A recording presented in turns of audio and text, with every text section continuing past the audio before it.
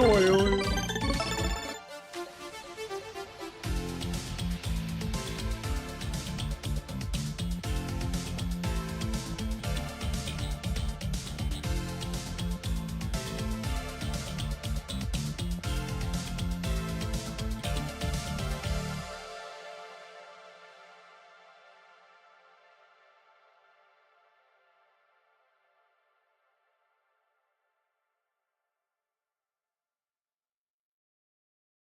Whoa.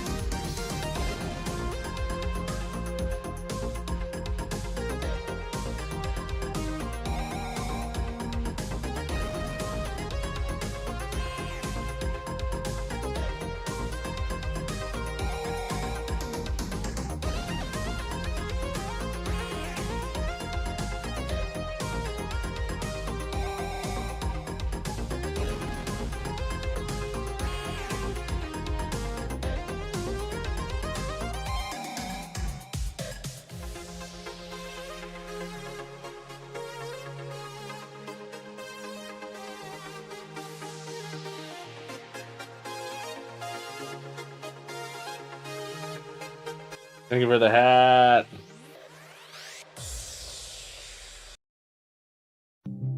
Stream is starting. The Captain Coder at the helm. Bean water is ready. Today we will learn a lot. He loves the questions. He loves to sing. Join our Discord. Follow him. We did it, folks. We did it. I didn't know if I was going to be streaming today. We had a power outage. Good morning, good afternoon, good evening to you, wherever you happen to be in the world. Captain Cody on this beautiful Friday morning for me. Wherever you happen to be, up, you happen to be in the Gramolks. It wouldn't be a Captain Coder stream if you weren't here. My lights, why won't my light get any brighter? Light bright, listen to my remote, please. Apparently my light won't go any brighter today. I won't be able to turn it off. Why won't I have a remote for my light? It won't work. It won't work. I don't know what's going on. Good morning, everybody. I hope you're having a beautiful day. Lance got the point. Let's do it. Let's do it. I'm glad to hear it, folks. So wonderful to have you here. One Contra, thank you so much for the follow. One Contra followed me. Thank you so much today. Loop 614. It's almost Loop Pi, but Loop 614, welcome to the stream. I hope you're having a wonderful Friday. Good morning, good afternoon, good evening to you wherever you happen to be in the world. Zaf, congratulations on your exclamation point first, my friend. You did it. It's the guy with all the hats. That's right, fuzzy algorithm. We got a hat algorithm over here, which says it's pretty simple. Get 500 points, exclamation point hat. Captain Coder adds a hat to his hat. Stack. That's how it works. Them's the rules. Them's the rules. I didn't make them. I just enforced them. I also made them. But that's besides the point. A hat-algorithm. That's right. That's right, fuzzy algorithm. Two nerdy nerds. How the heck have you been, Craxy? Enjoy your lurk. Thank you so much for popping in. You know we appreciate you. Freedom Forge Studios. How's that head feeling? Folks, Freedom Forge Studios, also known as Bald Forge Studios around these here parts. Got shaved their head. They got 100 subs. Congratulations on your 100 subs. Dad thought that goal was so lofty it would never happen. But here we are. Here we are, and Bald Forge Studios was made. Is my microphone okay? Hope everyone's doing well. If my microphone sounds weird, let me know. We had a power outage, so all my setup had to be completely reconfigured today. Yeah, we had a really bad windstorm last night, and the power went out, and it kept coming in and out. It caused some problems. Captain Chica, thank you for the hat redeem. Let's get another hat on the stick. Hat number 2. Thank you, Captain Chica. I hope you're having a beautiful day. Welcome in. Wonderful to see you. Luna, I hope you're having a wonderful day, my friend. Luna, you're absolutely wonderful. Thank you so much for being here. Grumpy, thank you so much for the raid. Folks, did you know tomorrow, you know what tomorrow is? It's the second Saturday, not the third Saturday, it's the second Saturday of the month. You know what that means?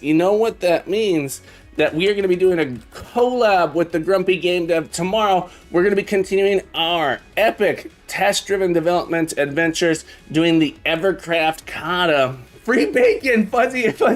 Well, the funny thing, Fuzzy Algorithm, Saturday is what I like to... Friday sometimes, but usually Saturdays. I call it bacon day for my dogs because I cook bacon for breakfast. Bacon and eggs and some other stuff, but my dogs get a little bit of bacon on Saturdays. I call it bacon day. Lance, I hope you're having a beautiful day. Graham, welcome back to the stream. It's wonderful to have you here. Captain Enosa, how have you been? What have you been working on, Captain Enosa? Are you continuing to work on your game that you made? So I know you ported it to GD Script. Anything else you've been doing with it? Are you planning to expand it, or what's your next adventures? I gotta know. One Contra, thank you again so much. Team Danger, welcome to the streams. Thank you so much for those viewers. I can't wait to get them. I can't wait to see them. Thank you so much for letting us know. I never would have known where the best viewers were. I would have just thought that my viewers were the best viewers. But you know what? Folks, did you know we can get some best viewers over there? Thank you so much for that. I appreciate it. Dramokes, I hope you're having a beautiful day. Loop, welcome in again. Everyone, every day is such a wonderful, excited to work on our game alongside all you beautiful Learn You a Game Jammers, 2 nerdy nerds. It was a beautiful Learn You a Game Jam. It was so awesome. Is that the Captain Coder? You know it. You know it. Not to be confused with Captain Coder. I am the Captain Coder. I wish my remote would work for this light. I'm so sad. What's going on with this? Oh no, we got some corroded battery in here. I might need to go get another battery so I can get this light working the way I want it to. That's not good. That's not good. Hang on, folks. Don't go anywhere. Captain Coder will be right back. The screen, we're gonna go back to compilation. I'll be right back. Don't go anywhere. Don't go anywhere.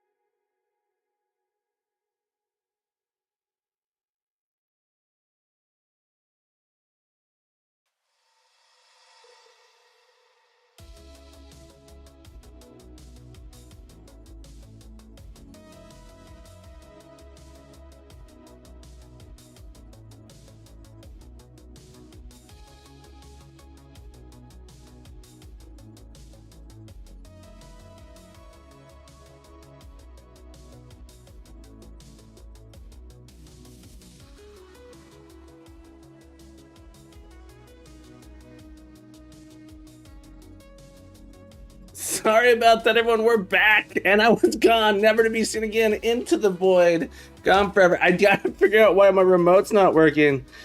If your remote control fails to work, we suggest you repair, turn on the power switch, unplug the power cord 3 times in a row, and reconnect. That is what happened, is our power went out a bunch yesterday, and that's what's going on. It's reset. So my light here is all weird. So let's see if we can get this.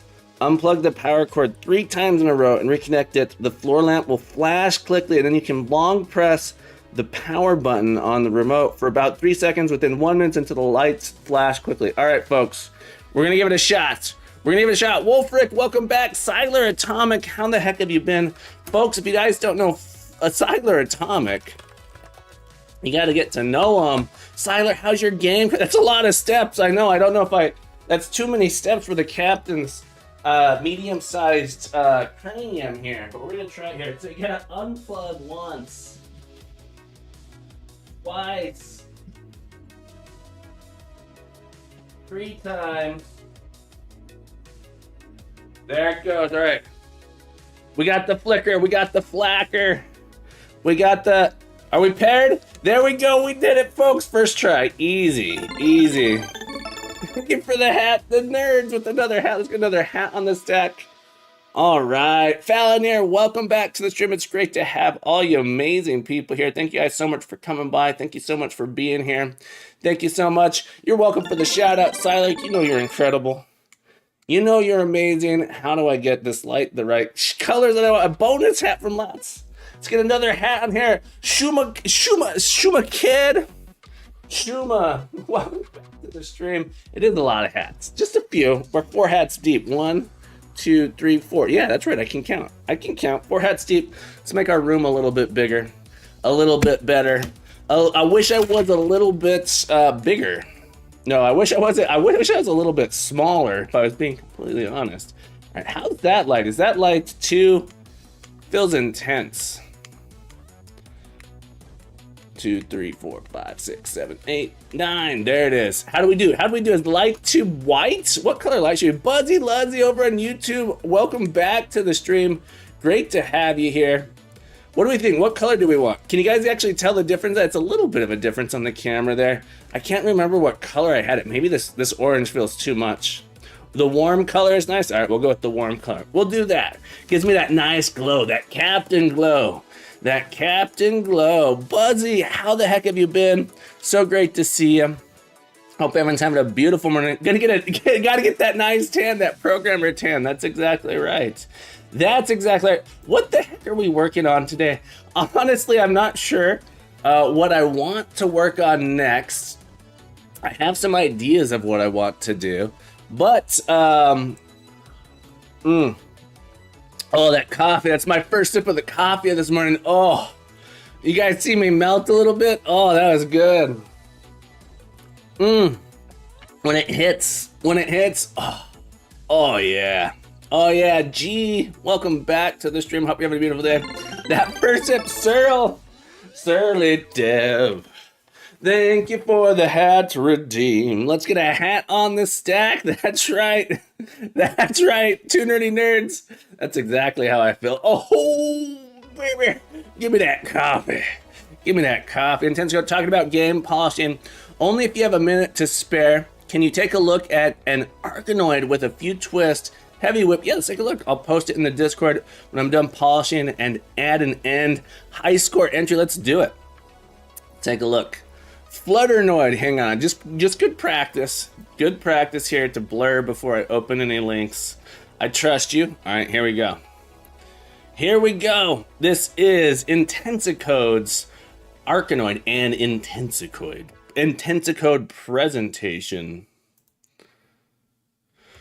A Psychocell game. Do you mainly do game dev? Shumact, we do a bunch of different stuff here. Lately, we've been doing game dev, but that's because I've been doing some game jams. We're running a game jam, so I've been doing a lot of game making for that specific reason. But I'd say it's like kind of 50-50 between game dev and non-game dev stuff. So we do some web dev stuff. We've done some data structures and algorithm stuff. And we do a variety of stuff here, but game dev is sort of what we've been on a game dev kick lately. Love the title screen. Absolutely. This pixel art is gorgeous.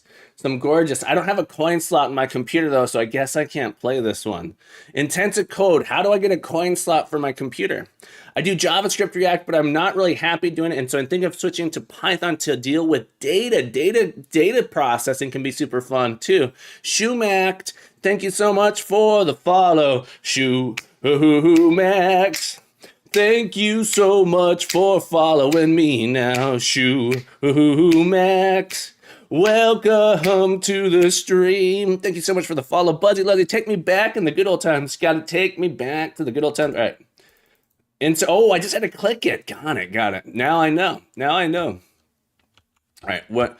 So left and right, up and down, don't do anything. Oh, what's this ball? There's some balls up here. Space, okay. Space, there we go, boom. Oh yeah, love me a good brick breaker. Breaker 99, breaker 99. Infinitana, we are playing shift. Ooh, that shift got, look, I was doing so good until I pressed shift, space to fire the laser. All right. There we go. Again, that, all right. Okay, very cool, very cool. I'm so bad at this.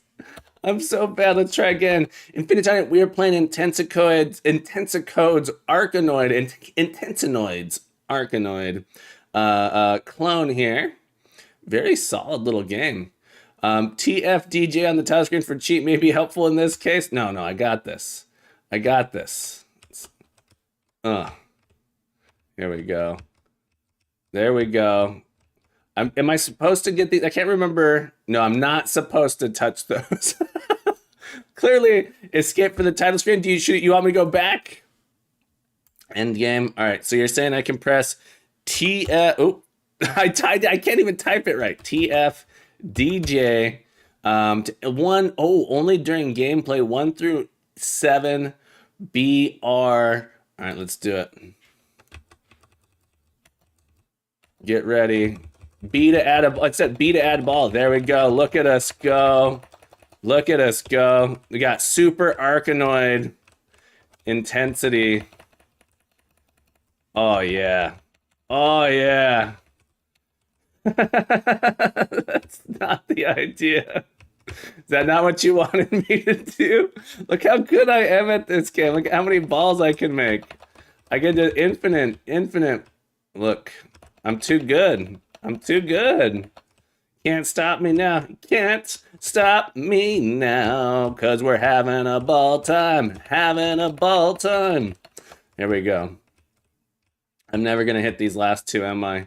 Even with all the infinite balls here. There we go, did it. Easy.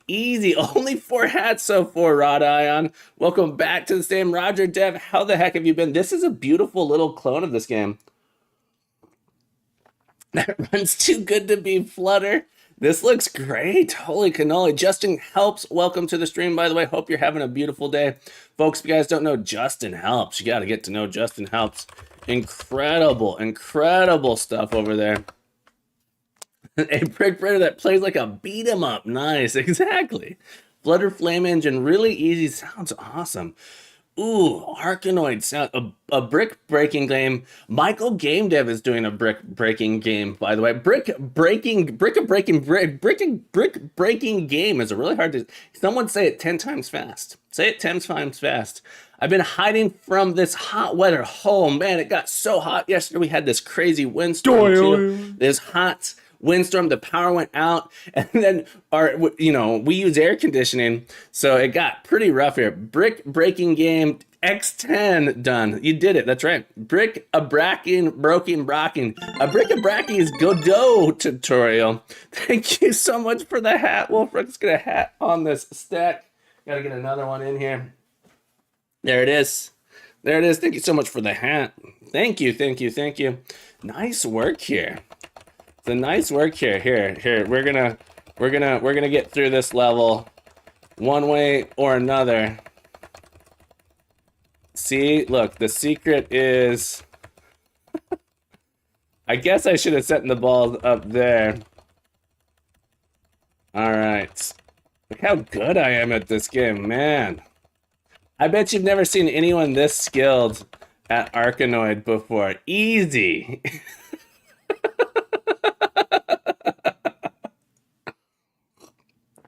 Look. Intensicode, you made this game way too easy. Way too easy, by the way. Oh, yeah. Oh, yeah. I'm honestly really impressed by what's happening with this right now. Look at this insanity. This is wild. Thank you so much for sharing this. This looks awesome. I don't hear any music. Maybe it's just me. No music. So some music, sound effects. Boom. This would be an amazing, absolutely perfect. Epic Gamers, Infinitani. It's true. True. All right. Let's see if we can beat this one now. Gotta move slightly off to the side.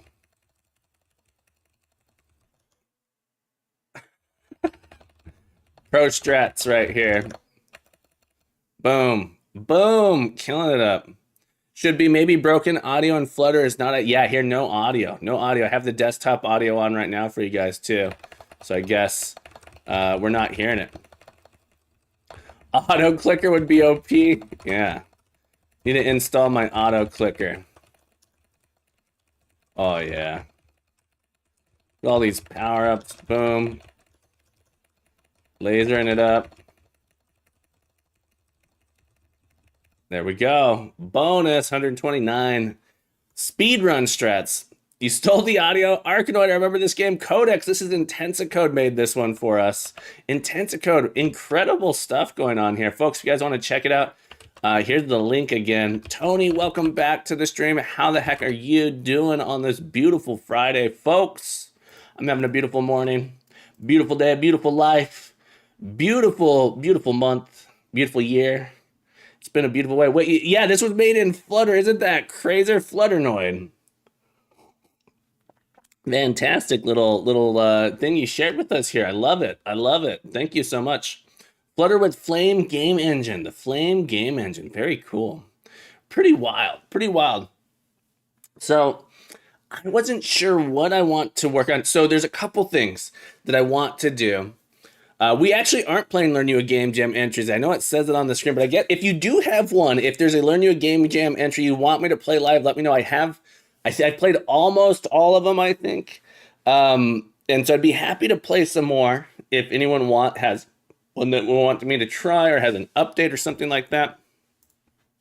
I was going to today continue working on our twin stick shooter.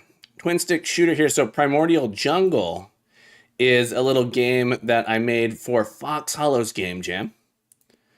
There it is, Fox Hollow Game Jam. And there's some little tiny things I'd like to finish up to fix here. Apparently I broke the music, the sound settings. So some little things people have pointed out, music settings no longer work. And I'm actually seeing down here, like we have a little bit of an issue. So there's some things I want to come in here and fix, get a little polish on so that we can update it in the not the submission, but for after the submission period is over. I want to go and update it and get the correct stuff in there because there's a few things in here that are some annoying bugs. That's the biggest one I want to do. But what I was going to say is that I think I want to make, and we might end up doing this in Godot. We might end up doing this in Godot as remaking a game that's similar to this in Godot. I want to make a stream game, a game that connects with Twitch chat and make it a twin stick shooter. And the Twitch chat can actually type in commands to send in power-ups, send in enemies, and vote on things to do in the game. So I think I want to do that as my next project, which I have not done yet. Freedom Forge, if you're here, if Freedom Forge Studios, are you still here? Twitch plays Godot Survivors, yeah, something like that. So we might just switch here. You studying the stretch, yeah. So I had Freedom Forge playing this the other day. There's a bug if you resize the screen during play, screen goes gray. So Freedom Forge had that as well, and that seems to be only in the web browser. And then it sort of fixes itself. Hey, let's go check it out in the web browser here. If anyone wants to play this, you can play it here. It's kind of complete like this. But here, if I go into full screen mode, I was noticing some people, see, we can get this, I don't know, this seems to be just like, you just have to click on the window and it comes back. It's what's happening is the window itself is losing mouse focus. So if you just click onto it, it actually comes back in. So I don't know if there's anything I can do to fix that. I think that's a web browser thing, like a little constraint there. That said, if anyone knows how I might be able to fix that, let me know. But I think that is just a web browser thing. Mr. Zombie UK, welcome back to the stream. Tiny Devil, thank you so much for letting me know about that little bug that we have there. Yeah, I'm not sure how to fix it, but I do want to fix the auto control. In your opinion, which script language do you consider the best? Which scripting language do I consider the best? I think it really depends on like what is the definition of the best. Which scripting language do I enjoy the most? Which scripting language do I think is easiest to get done? From a phone on itch. So you're saying you playing that's on itch that you can play on a phone? I've got Post Jam, Burnout, and opened Unity. Sat there 5 minutes into a blank project, then close it. Mr. Zombie UK, that happens. That happens. Getting that burnout after a game jam can be tough. Buzzy Luzzy, depends on what I'm wanting to do. I have found these days that I really like Lua. I personally really like Lua. That said, I think if the script needed to be a little bit more intensive, I might choose Python just because I know Python kind of well. That said, I'm not a huge fan of Python for anything that's kind of big.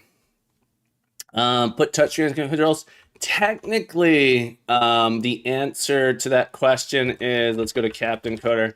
Technically, this game called Flipping Quick can be played.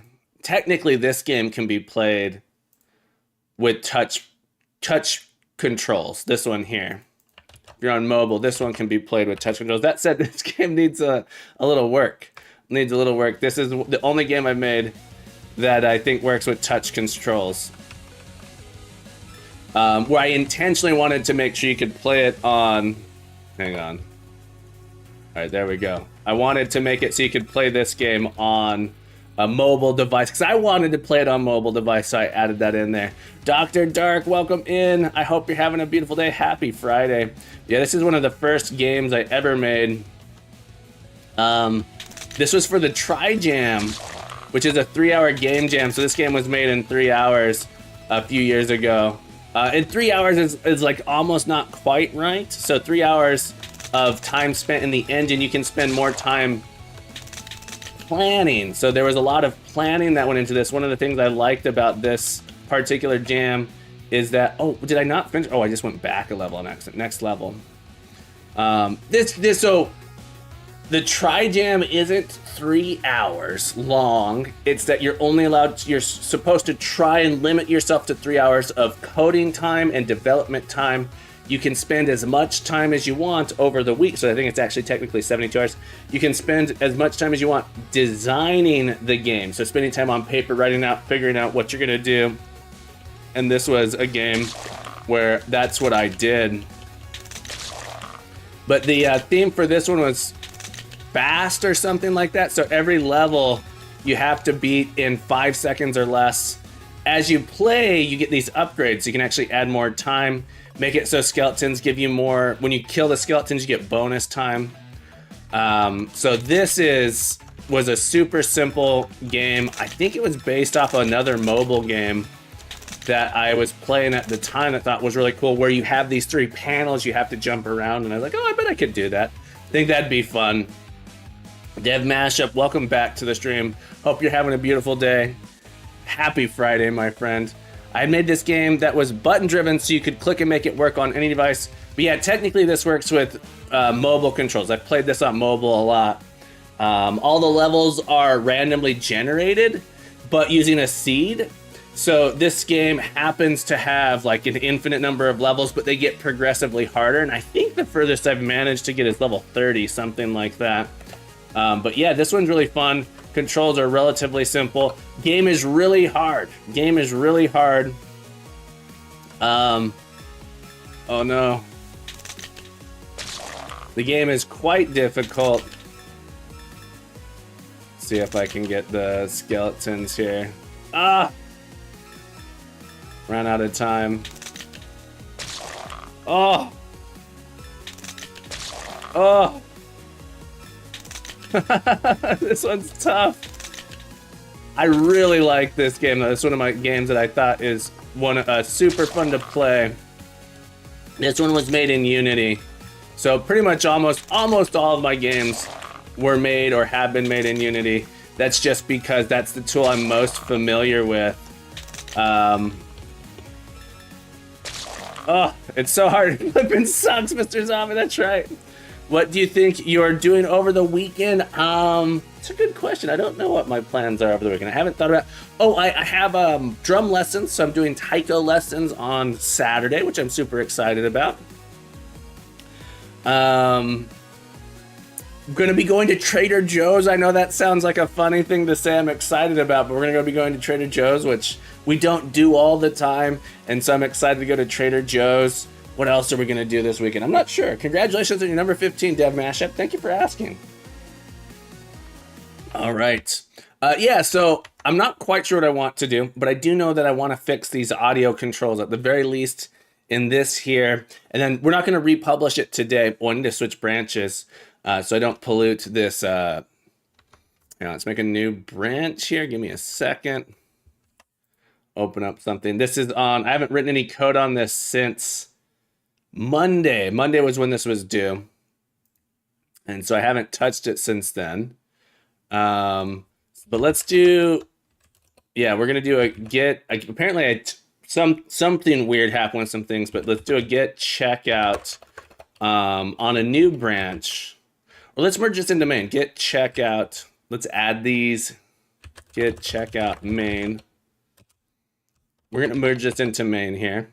Oh no.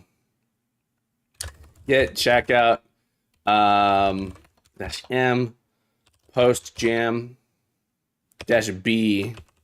Oh no, I did dash M. Get add, get commit dash M. Chore forgot to commit some things. That's always a good commit message that you get there. Let's get checkout our main. We'll get merge. Forgot post jam. Here, my project I forgot to. So when I tried to commit it, freaked out. Yeah, I don't know what happened there on that one. David Winsan, welcome back to the stream. It's Captain Hatter. That's right. That's what they call me. That's what they call me. The Captain Hatter. Maybe we'll write some more music too. I wasn't happy with this music, and I found a new program that I really like for doing music. So we might take a look at that today too. Me break things feature, me break things fix, me fix things chore, me put the fire out. Exactly. It's the default. There's a checkbox on the export screen. Yeah, Zapped. This is one of those reasons why I'm hesitant to do a full switch to Godot. That said, I've had so much fun working in Godot. I just like web builds so much. Could use a DAW and a MIDI keyboard. I do have a MIDI keyboard. What did I do with it? I was using it the other day. I have several different MIDI keyboards. We could get one. We could get one. I could go grab one and connect it because I used it to write the music for this game. So that's not what I wanted to do. Hang on. Muse score. There it is. So the music I made for this game, I actually wrote in Muse score and then produced with FL Studio. But there's a cool program here. This is the music I wrote for our Game Jam entry here. I don't know if you guys can hear this. Let's turn it. So I wrote this, used a MIDI keyboard for this. Ooh, that's probably pretty loud for you guys.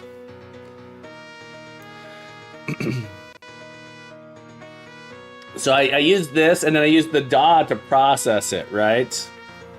So Muse score, I know how to write music. I have a music degree. I actually went to school to be a music teacher. I wanted to teach band. I loved band growing up. I had a good time in it. Played trombone, I play guitar. This is Muse score. This is Muse score. So I wrote this song. So if I open up Primordial Smash, you'll hear this here. So you can hear, and it's a little quieter here. You can hear it, but it sort of layers in as you're playing it. So that is Muse score. That I'm hearing is it's an open source music program, and then you'll hear the different layers coming in. Here it comes. Here's the 1, 2, 3, 4. So then we have like this pulse get added in there.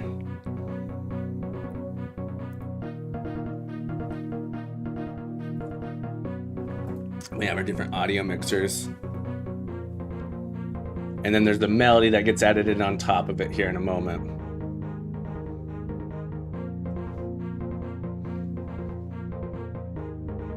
Here it comes.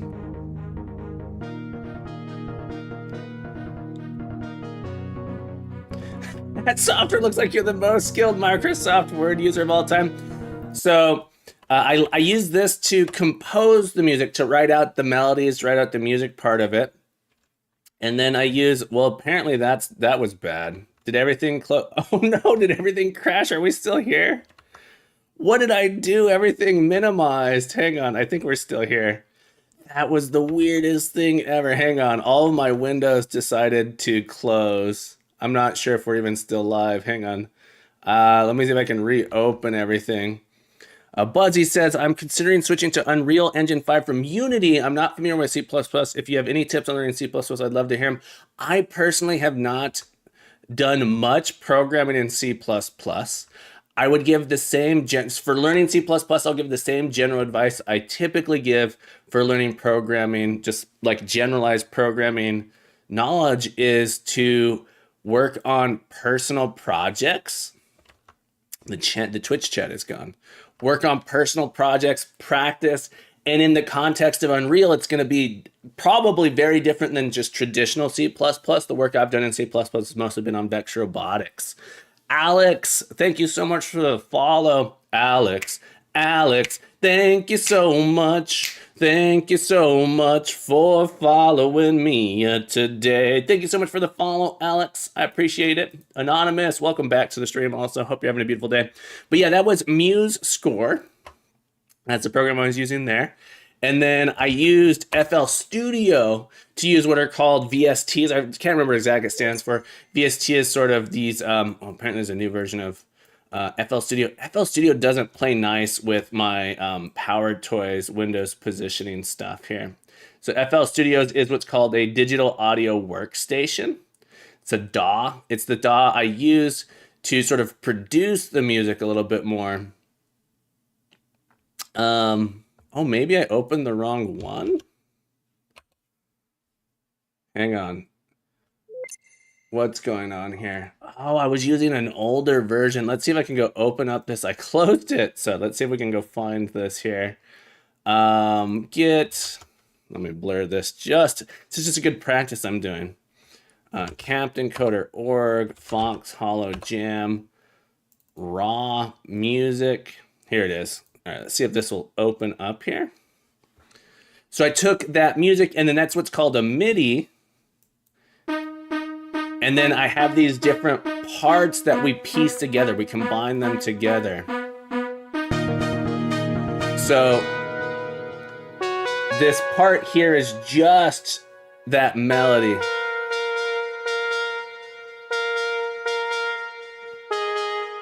So we have like the bass here. It's a little slow. It's a little bit fast. Let's turn it up to 144. And the thing I really like, I'm familiar with FL Studio. It's a little bit confusing tool to get going in. John Carpenter escaped from New York. Is that what you're hearing, John? I have to look into this in the soundtrack of it. Deborah, let's get another hat on this deck. Thank you so much for the hat. Oh, I'm sorry. This is crazy loud. I apologize for that. How's the volume now? Sorry about that, everybody. Devro, thank you for the hat redeem. Let's get another hat added. Boom. How about that one, Devro? What'd you think? What'd you think of that one? And so we can like swap out different sounds. So like I was saying, I wrote the music in this program just to have the general, make sure the chords and stuff work together. And I took each one of these lines and I add them in here. And then I can adjust these, play around with those different sounds. Say, like, see what bird one sounds like. I don't know. I don't like that one.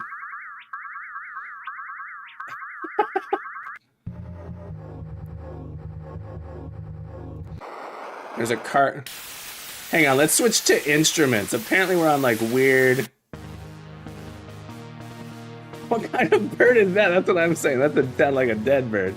But you can come in here and you can sort of play around with these different things to find sort of the sound that you like to use there. Maybe you want it to sound more like a cello. The actual notes, scales, chords have trouble with? Well, let's write some music today. Let's write some music today. I like this idea. I love when I get a chance to write music so people can see my process a little bit on how I do it. I found this really cool program. I remember, I was looking for plugins for Godot for doing music directly in Godot. That's what brought me to this. And I found this really cool program that's really simple. And I wanted to play with it a little bit more. Let me go find it. I posted it on the Discord. I posted a link to it on the Discord. Deborah, what have you been up to, my friend? I hope you've been doing well. Let's check it on the Discord. I put it under resources here. Bosca C. Oil, music composer. This is an open source program. It's a little DAW here. And it looks really, really good. I was looking for a program. I started out looking for a plugin in Godot I could use to do music generation, a music tracker in Godot. And turns out there's one that's inspired by the sea oil. Yeah, I don't know if it's Bosca sea oil. I'm not sure how to pronounce it. This looked really cool, so I downloaded this program.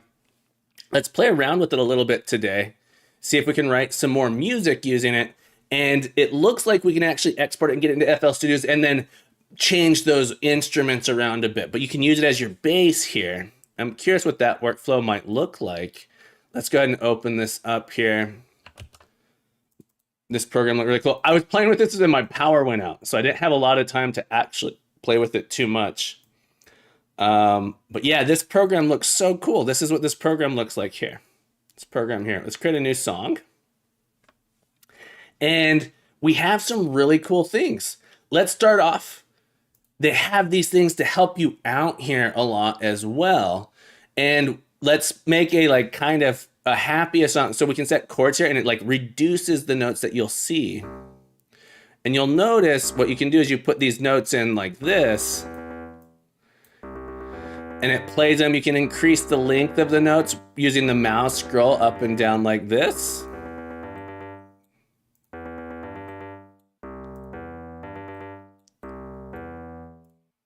And just start writing really simple things. Right now, you just voice control. I've seen that over on yours, I think. And so you can actually simplify these things to say, well, just show me the notes in the chords. You don't actually have to understand all the chords. Just be like, I know major chord has this type of sound to it. So it's sort of this happy-ish sound. Another thing you might not know is you can actually spread these notes out to get this more vibrant sound to it as well, or even swap which ones on the bottom have these different qualities to them. Let's do G, let's do an E way down here. Ooh, that sounds rough. Was the inverted the G on the bottom? It's called the second inversion. All right, C? Like that, but we have what's called a major chord. If we switch to minor, we get sort of like a lot of people consider this like a sad version of the chord. So it's sort of darker here, but let's write some rhythms with it. Let's see if we can get some interesting music going on. I want to have this driving thing. Oh, we could also add in drum beats. That's the other thing that we could do with it. Snabble, welcome in. Great to see you. Let's go over to our instrument. Let's actually switch to a drum kit. Let's do just a simple drum kit. We'll add a little beat in here. Understanding all the shifting up and down, but when people start saying chord XYZ wants to resolve, or this is sad or happy, I'm at a loss. That's okay. It comes with practice. That gamer, welcome back to the stream. Great to see you. Hope you're having a beautiful day. But let's add it. Let's straight just like a simple drum thing. I'm not a big fan of their default kit, but let's listen to. I didn't have a lot of time to spend with it, but it sounds sort of chip tuney. So let's come in. Let's add in a little bit of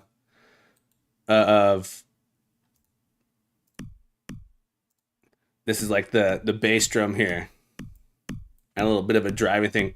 And then we have what's called a boots and cats rhythm.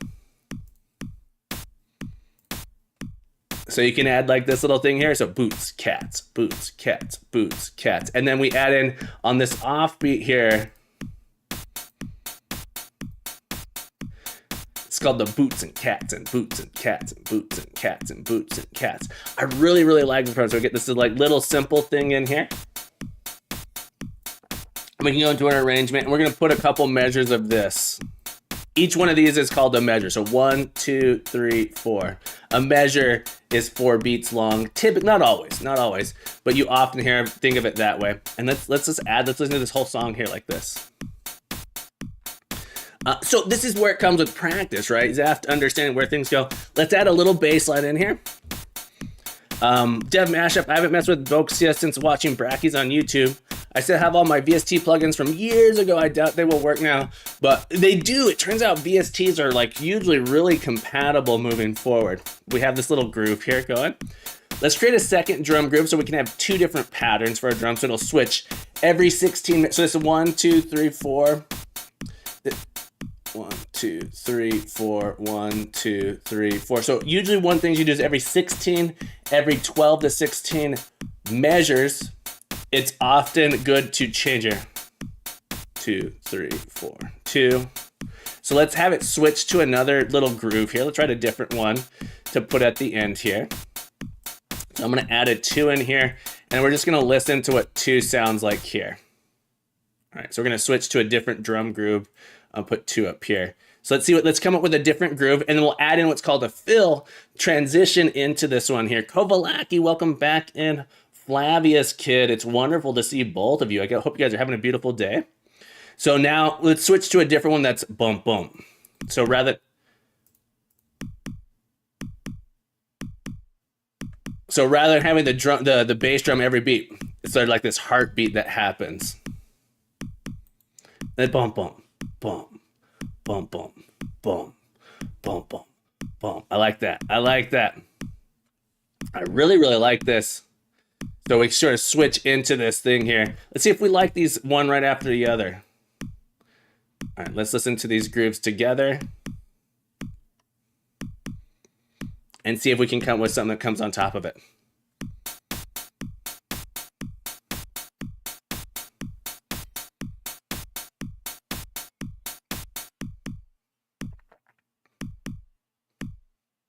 So you can sort of have it come back.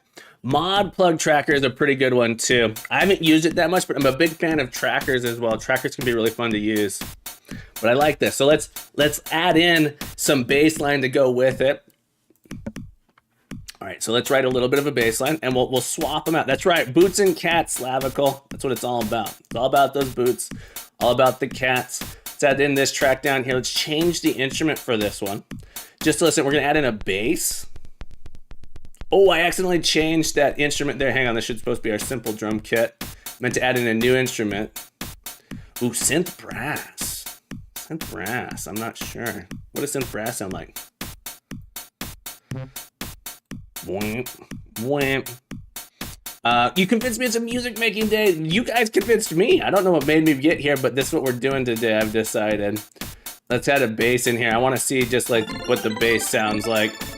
Thank you for the hat, Dev Mashup. Let's get another hat on this stack. I can't believe we're already on the fancy hats. Thank you for the IKEA hat. We'll have you with another hat. Thank you for the corny hat. There we go. There we go. Let me make my room a little bit bigger here.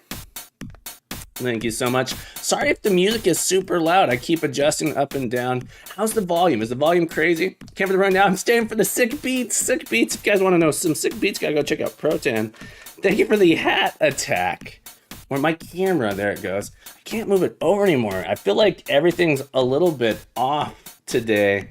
We had, like I said, last night we had this weird power outage, so everything feels a little bit. Volume's good, natural flavors. Thank you, thank you. I'm looking at it compared to my voice. So I have like my volume over here. The desktop audio this feels like it's a little loud, but if it gets too loud, just let me know. Let me know. I want to see if we can get like boom, ba-dum, ba-dum, ba-dum. I want to have like a bass groove going dum, ba-dum, ba-dum, ba-dum.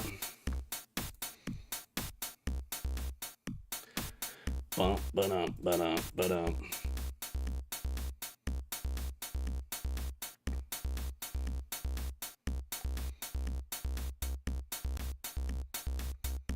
Yeah, there we go. And now I just want to figure out like what the actual volume I want it to have is.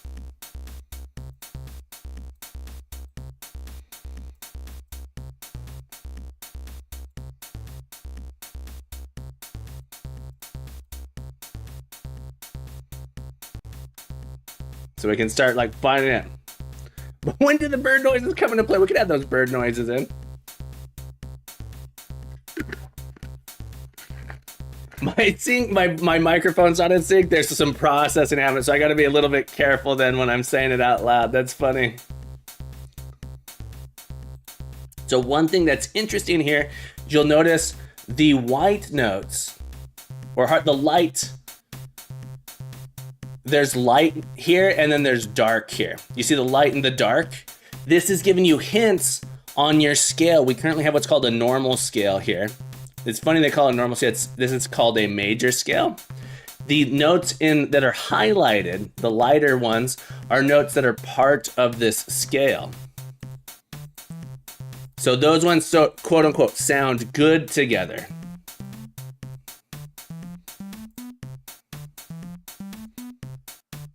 So they have different qualities. Yeah, this, I don't know, it's called normal. This is called a major scale, yeah. But we could come in here and select different ones and go like, oh, what does a Hungarian scale sound like? What is a Hungarian? And you'll notice when you select the scale, it doesn't play any of the other notes in here.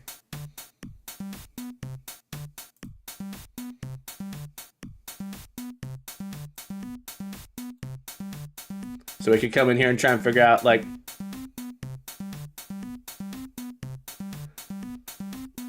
so we could just try and find something interesting that works for us here. I don't like it. We'll go with, let's try the Spanish Gypsy.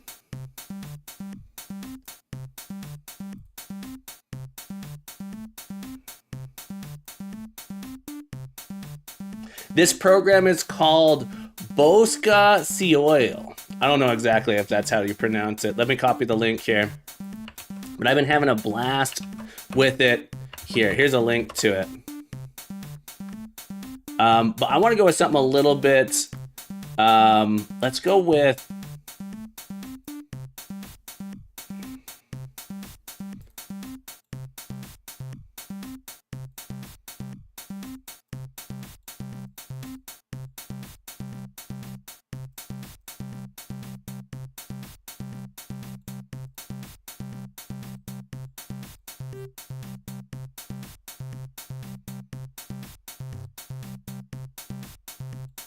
it's a little something like that.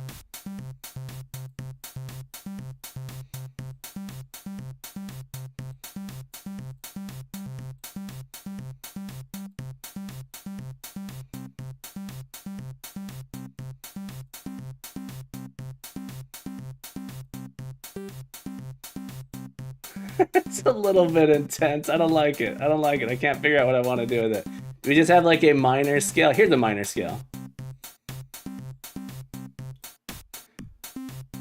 Let's get rid of all of this stuff. It was on normal. Oh, normal's just showing everything, maybe?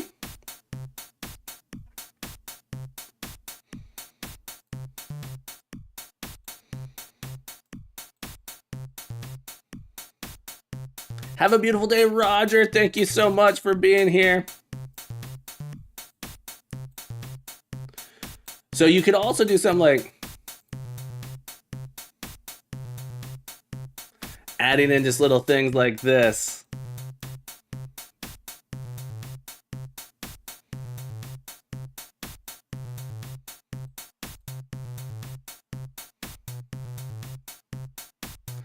So you could just sort of like start adding these different things around. I want to have a baseline though. We're gonna add a baseline. Here's what I'm gonna do. We're gonna do a baseline. And so we're gonna just do like a standard baseline here.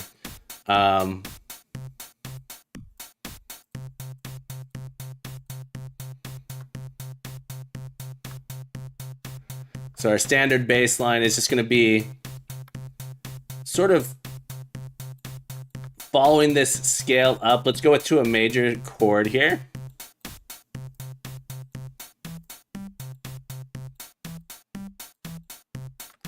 So it comes up and down like this. All right, let's go into an arrangement. Let's listen to the song here. It says up, down like this.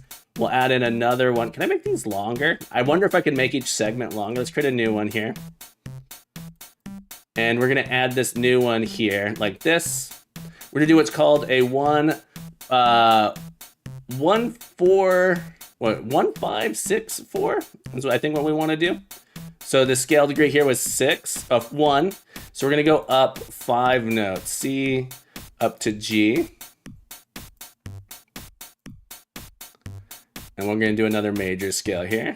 Oh, not major, let's go up to a major chord.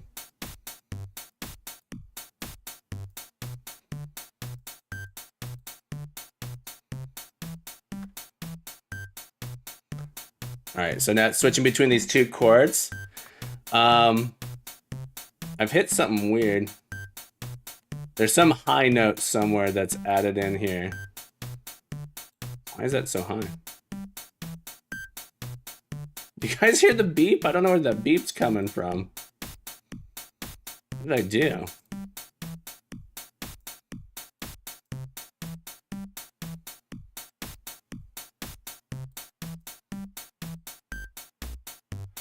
It's this 4. These are too high or something. Hang on, let me scroll up. Ah, there you are. I accidentally added in a note there. Perfect with your walking cadence. Very nice, very nice. All right, so I wanna look at, this is in the 5 range, so I wanna go up above the 5 range here. So if I come to my 4, we were in 5.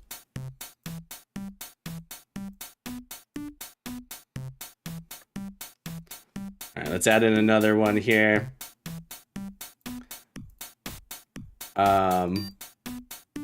Oh, it's because I accidentally misclicked. I see now. All right, let's add in another one. I wonder if there's a way to make these longer. I'd like to. And I believe it's 1, 4, 1, 4. Oh, this should be a 5. Let's move 4 down here. And then this one here, we're gonna add this as our 4. So this will be an F.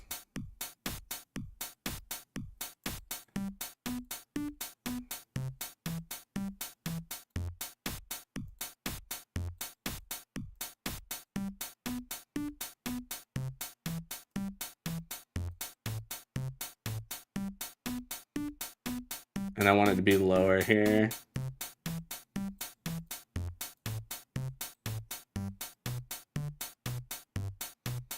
I'm gonna put that. This is a 1, 4, 5, 1 chord progression.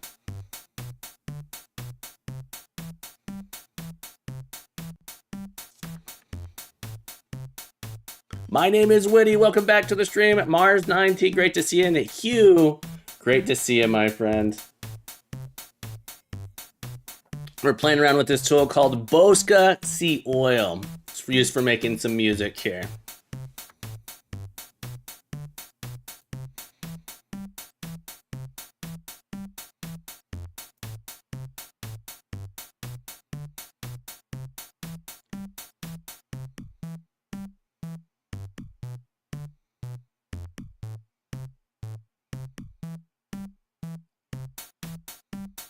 So we got a little bit of a something. Let's add a melody on top of it now. Let's add a little melody. All right, so we're gonna come over to 6 here. We're gonna change the instrument.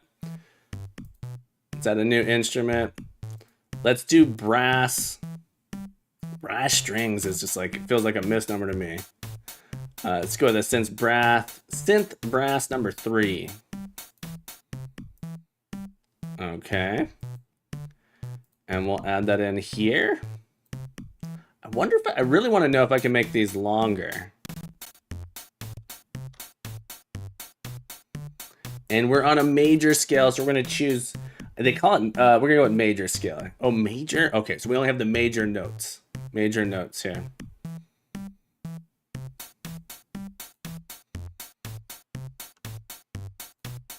And let's outline, I like to do what's called sketching, where we sketch where we want our notes to land each measure, or each bar. And Flare Next, congratulations on your number 17.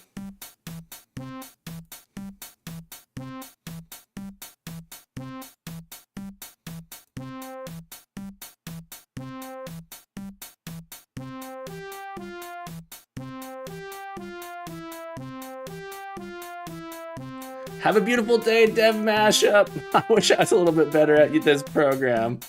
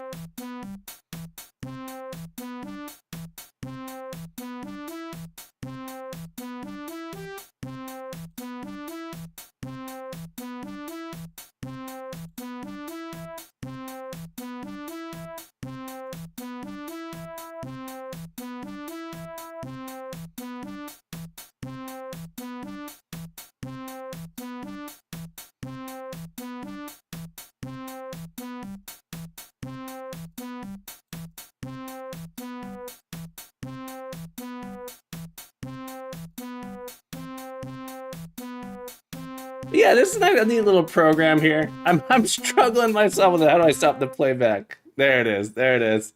I hope you guys enjoyed that a little bit. Fun little program you can use to try and make a little bit of music.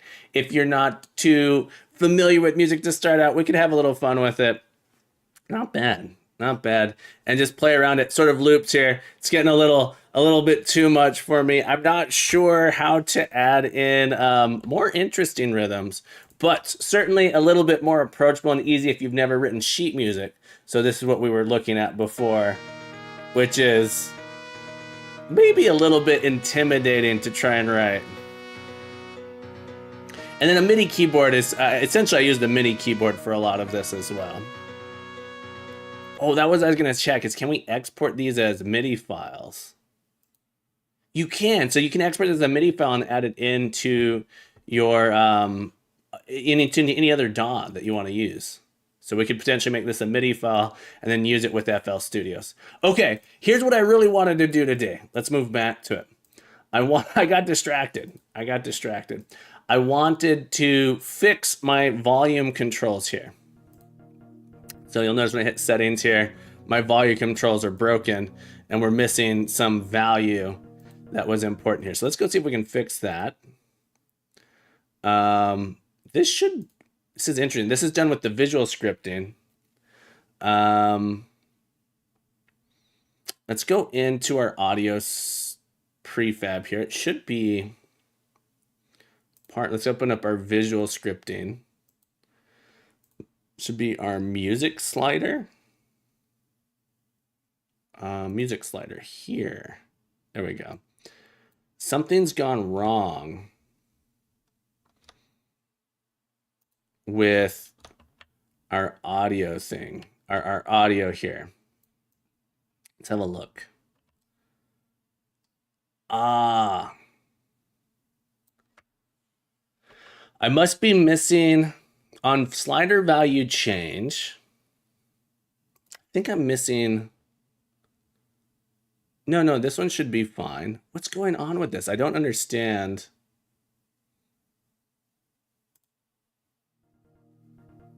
Settings.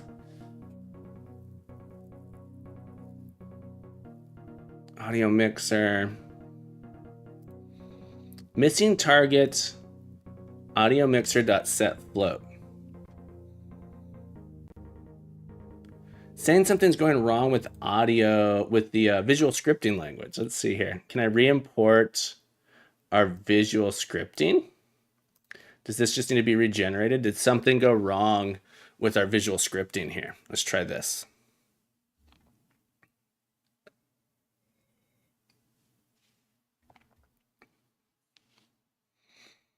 Yeah, if anyone, we had a whole bunch of, not a bunch, we wrote a small game using Unity's visual scripting. I kind of really like it, especially for simple things like this, where I would have to write. This feels so much simpler than writing three. I'd have to write a couple different scripts, C# scripts to accomplish the same thing, because I need an event listener. I have to write this scale decibels, and I'd have to write a thing where I attach it to specific sliders. For very small things, this feels really, really nice. Let's see if that fixed it. But here I am debugging it and feeling that I can't quite figure it out. Missing target object. It is a lot of hats. Jacob, welcome back to the stream. How are you doing today, my friend? I hope you're doing well. What is going on? I wonder if this is... I think it might be because I'm using a prefab. Yes, good morning, my friend. Set floats. It doesn't like...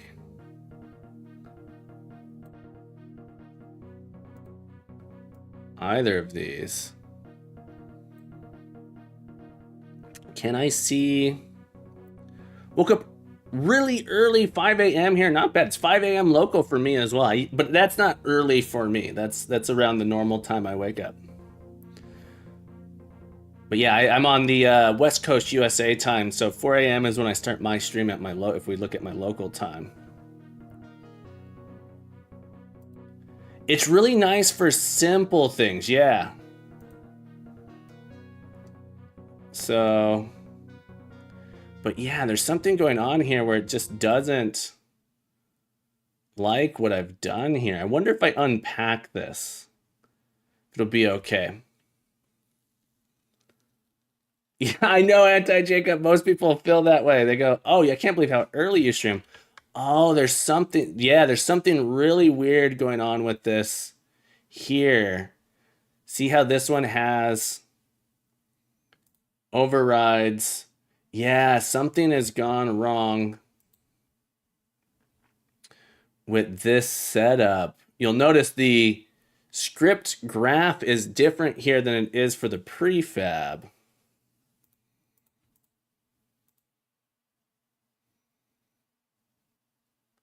So maybe I should just export this script. We're going to edit prefab graph.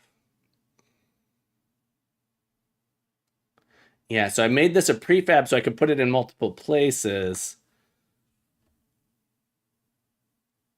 All right, we're going to get rid of that and we'll add the prefab back in audio settings. And then let's rewire it up. So the idea was that there was this settings menu, and this turns on this here.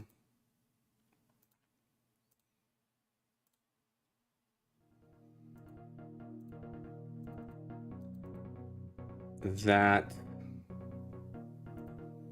didn't work.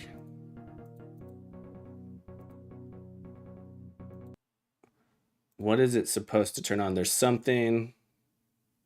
Oh, it's supposed to call an animator. Hang on, there's an animator I'm supposed to call.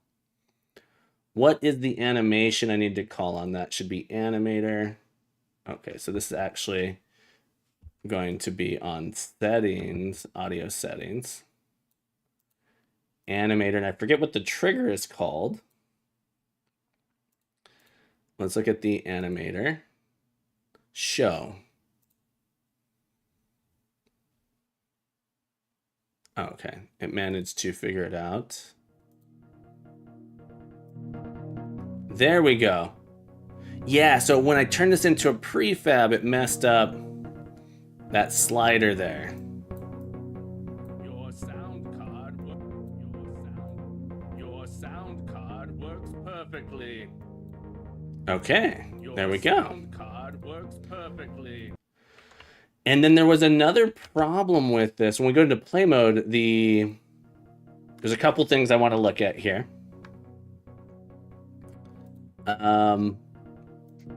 It seems same thing. This one, there are issues with that as well. All right, let's go to our game scene. It's our arena scene. And the same thing going on here. Beliar, welcome back to the stream as well. Great to see you, my friend. I hope you're having a beautiful day.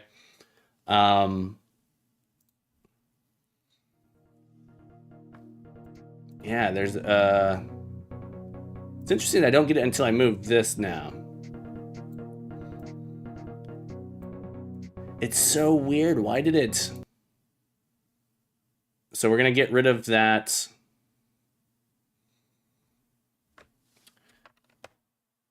I don't even see it on here. It's part of our HUD, our audio settings. Can I just tell it to not revert all?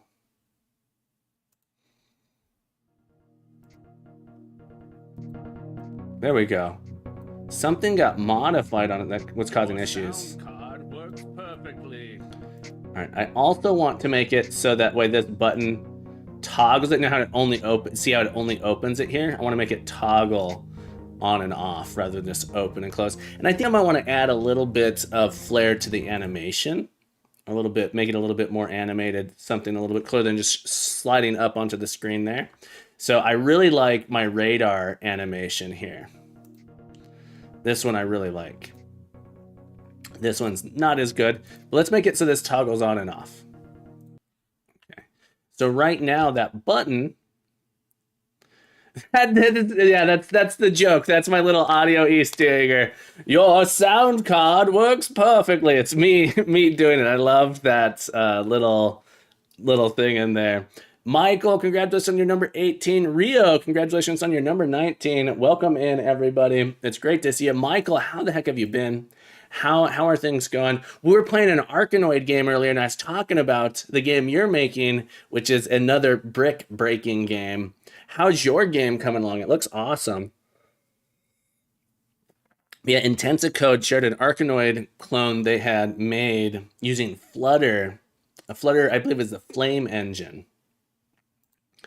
I want this button to toggle things on and off. So I need to think that through a little bit here. That is part of our panel here. Audio settings definitely needs to be lower. Let's put it beneath here. Panel. I believe it's attack there. Button 1, button 2. So right now this, when you click it, it does show, but we want it to toggle on and off. So we need to make a toggle on, toggle off. Let's add in a little toggle to our menu there. Redston, welcome back. Hey, Redston, how you doing, friend? How is your project coming along? What have you been working on? I'm doing well, Michael says. I'm working on building a level editor. Very cool. Also thought up a small project to work on in Golang to solve a few problems for myself. It's a boring productivity app, though. Look, sometimes boring little tiny apps are good for productivity. Would be curious to see the Arkanoid game. Yeah, let me see if we can get, I might have closed it. Intensicode, are you still around? Oh, thank you, Intensicode. Yeah, awesome. Looks, it's really fun. Had a great, yeah, I was gonna say if you could post a link to it again, that'd be awesome. Just working on car bricks, Redston. Feel free to drop a link for anyone who wants to check out car bricks. I can't talk today. Something my I didn't cheat in Tensicode. I'm just that good. To be fair, Tensicode showed me how to cheat because I had such a skill issue.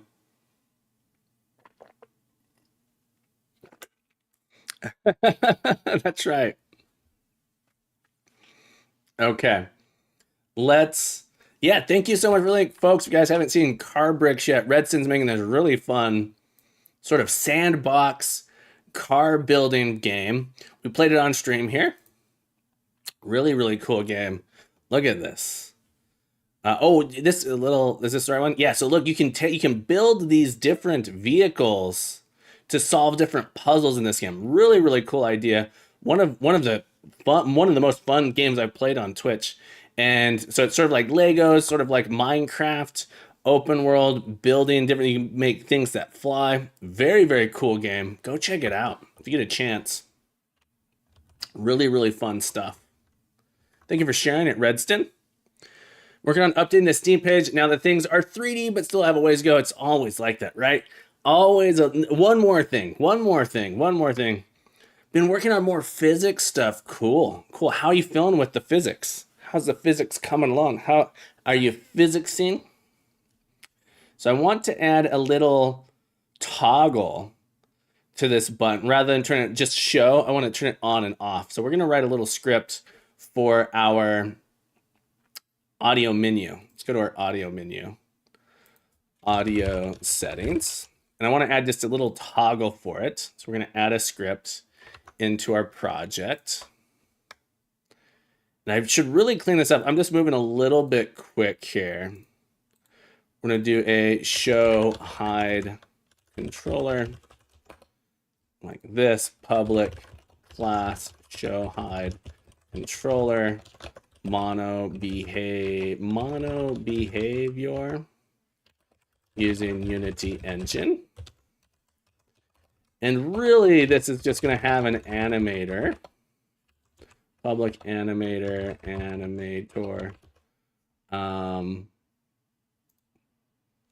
Interesting. Why isn't this auto completing? There's something wrong here. Let's reload this window. See if we can get it working. Yeah, send us a link. I'll check it out. I haven't seen anyone actively using Scriptgraph before. Half thought it was Unreal you were working in for a second there. How's the experience with it? Always wanted to dabble with making boss fighting, leveraging visual scripting to make the fights hopefully easier for the designer to tweak. Anti-Jacob, actually, I used it as, there are things I really like about it. There are things that, so here's what I really like about it. The ability to add in your own custom nodes to the graph is very, very easy. Very, very easy. I like that. For very simple things, it's nice. So for example, in my audio settings here, I should move where this is. I come over here, I actually think it's much easier to write this script graph for making my audio settings than writing the relative code for it for a couple reasons. The biggest one is that you can have, and apparently I didn't do this, being able to save local settings is really easy.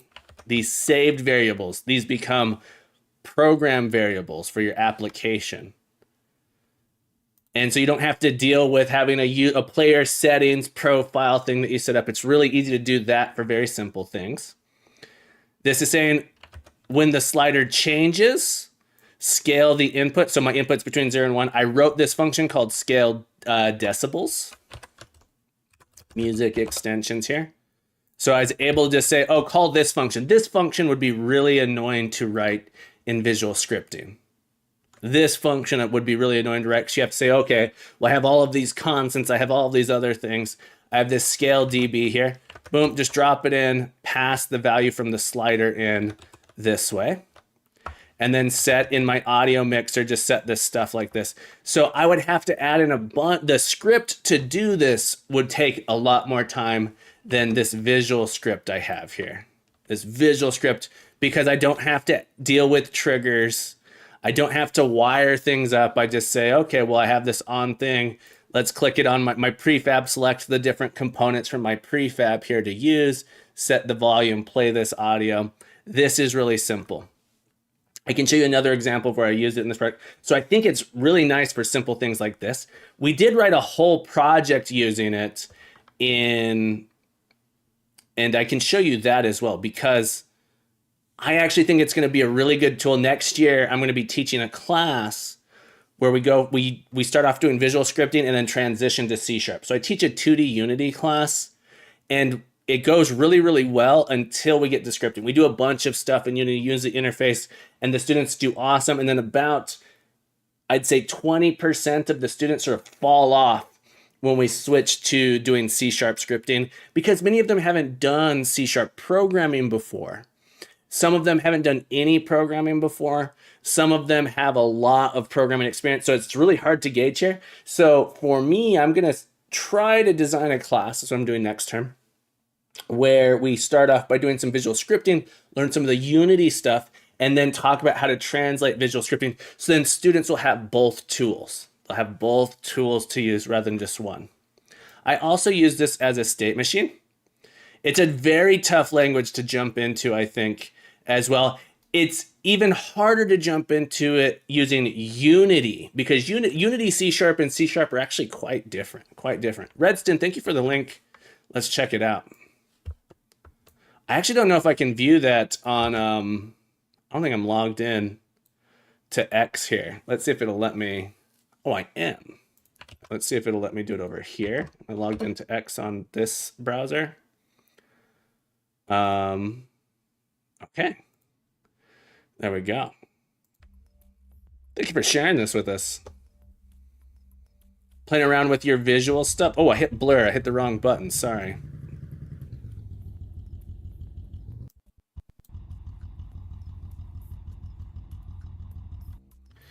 Yeah, so one of the things that's nice about visual scripting is they have like these drop-down contexts that come through and show you all of the methods, all of the features, all of the functions that are Unity specific, which is pretty nice. Oh, wow, that looks cool. Redston works in Godot, by the way. Smashy, that's right, Lance. Redston, this looks great. Give it a heart. Apparently I'm not logged in. All right. Thank you so much for sharing that with us. Okay. Let's come over here. I was going to show you, there's one other spot I use this in this because I wanted to see how it looked, and that is on my enemy AI. I actually use it for my enemy AI, and because they have a state machine graph. The visual scripting language comes with this two versions. There's like function scripting, and then there's state machine scripting, and I use it for the state machine stuff because it works really, for me, it works really well. There's a lot of physics happening, yeah. So let me go to my grunt here. And if I open up my grunt prefab, I come over to my visual scripting, it's on here somewhere. I think. Oh no. I thought I had, yeah, state machine, here it is. So very, very simple. I have this particular enemy has two states. It has a move and attack. And what I've made it very, very simple.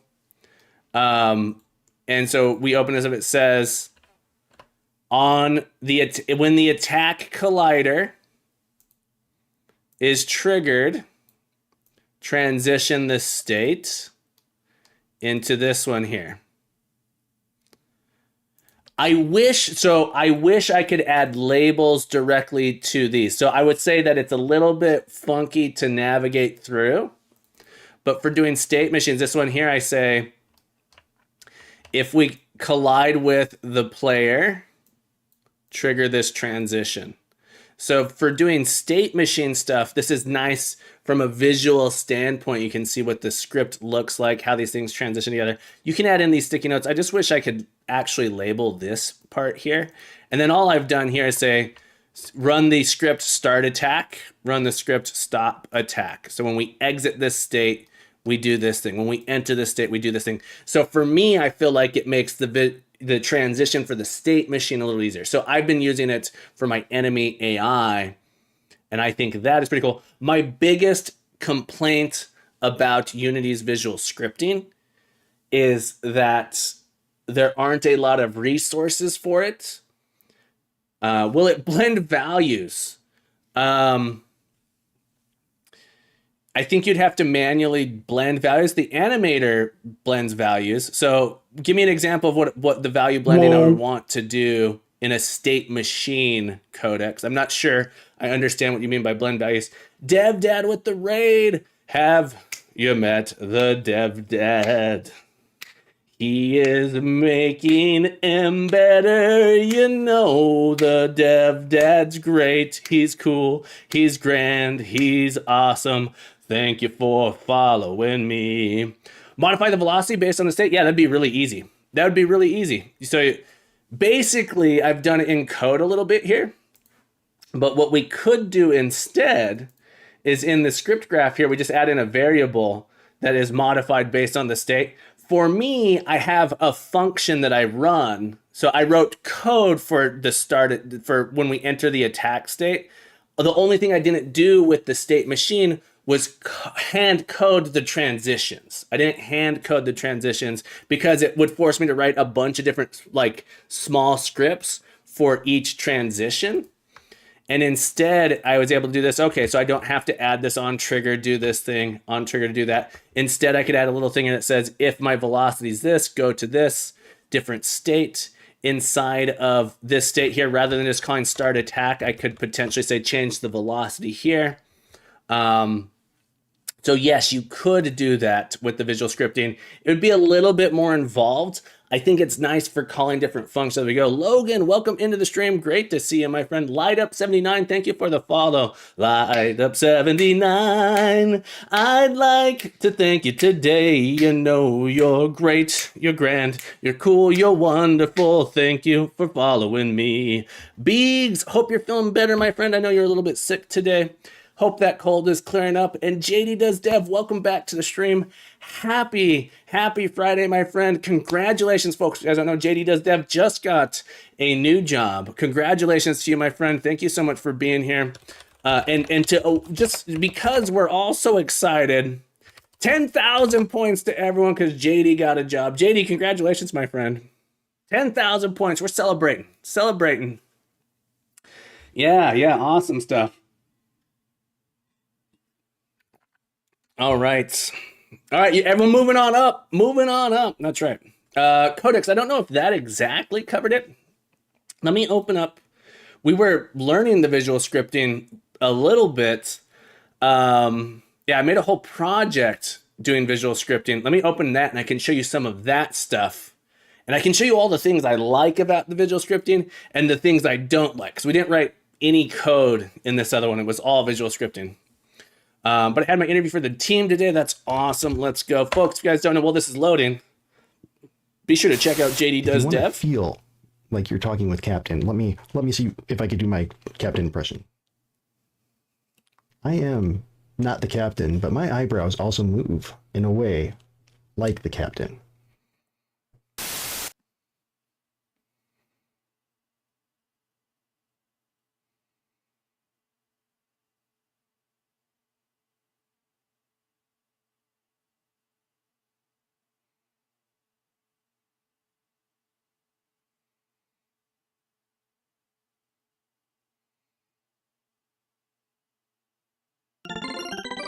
Thank you for the hat. Let's get another hat on the stack. There we go. Thank you for the hat. Thank you for another hat. Thank you for the sus. We got 3 hats. All right, 1 hat. 2 hats. Gave you away. 1 hat. 2 hat. I don't think I was trying really that hard. 3 hats. Here we go. This hat's gonna lock us in. Oh no! Did I lose my stream? Oh, that's just Unity open. Tony with another hat. 3 hats. Hang on. I can't see myself. I can't.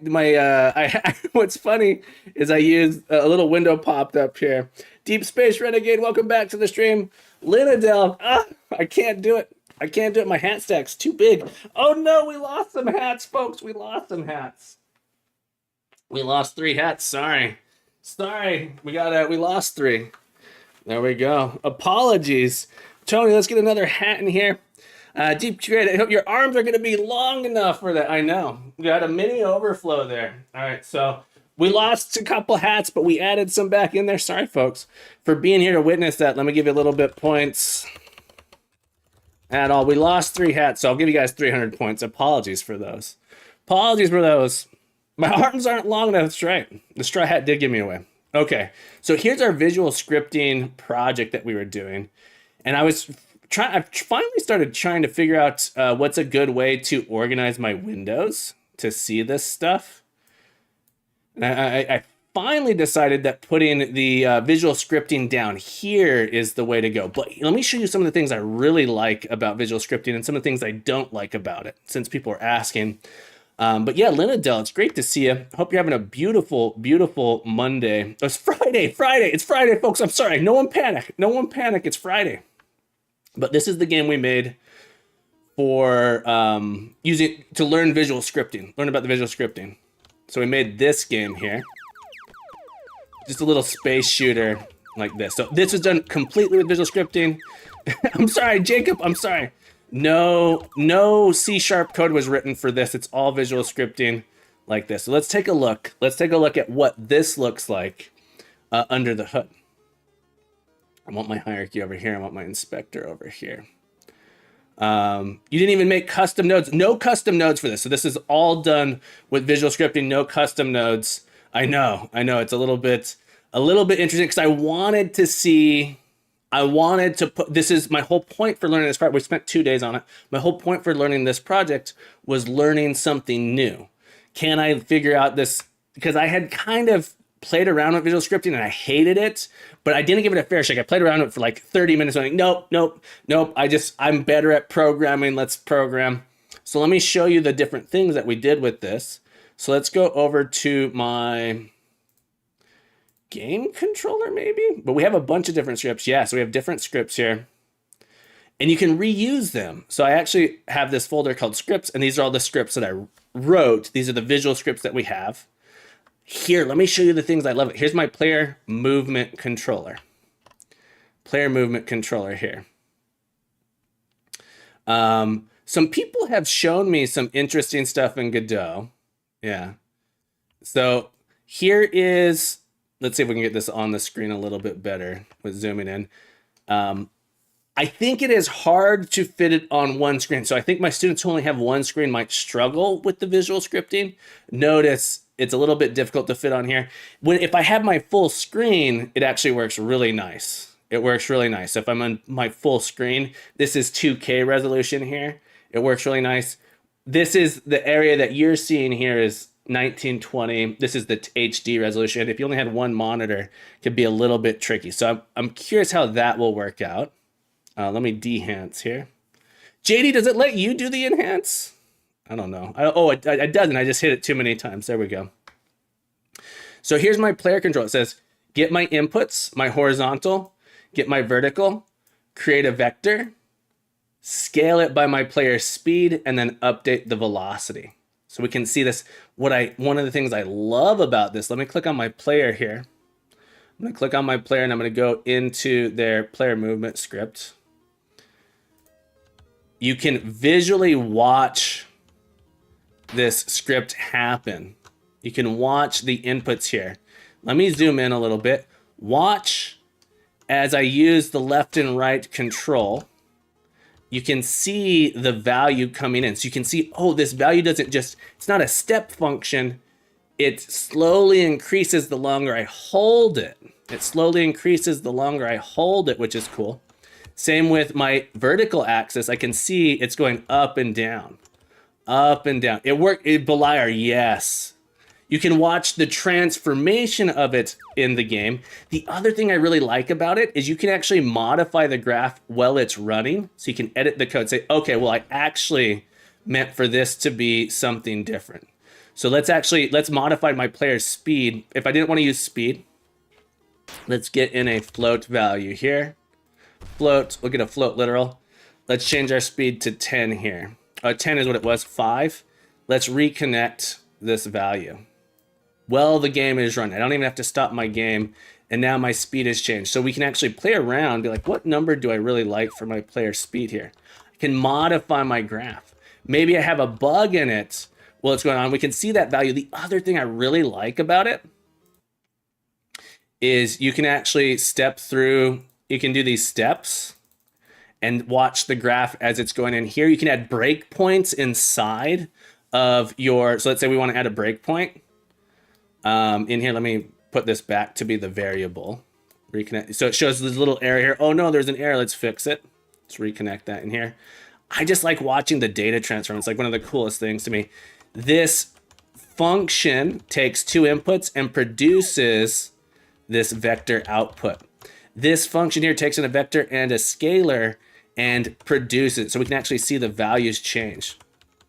So Two Nerdy Nerds, I think there are aspects of it that are really good. I think from a visualization learning perspective, if you can keep it simple, this looks pretty good.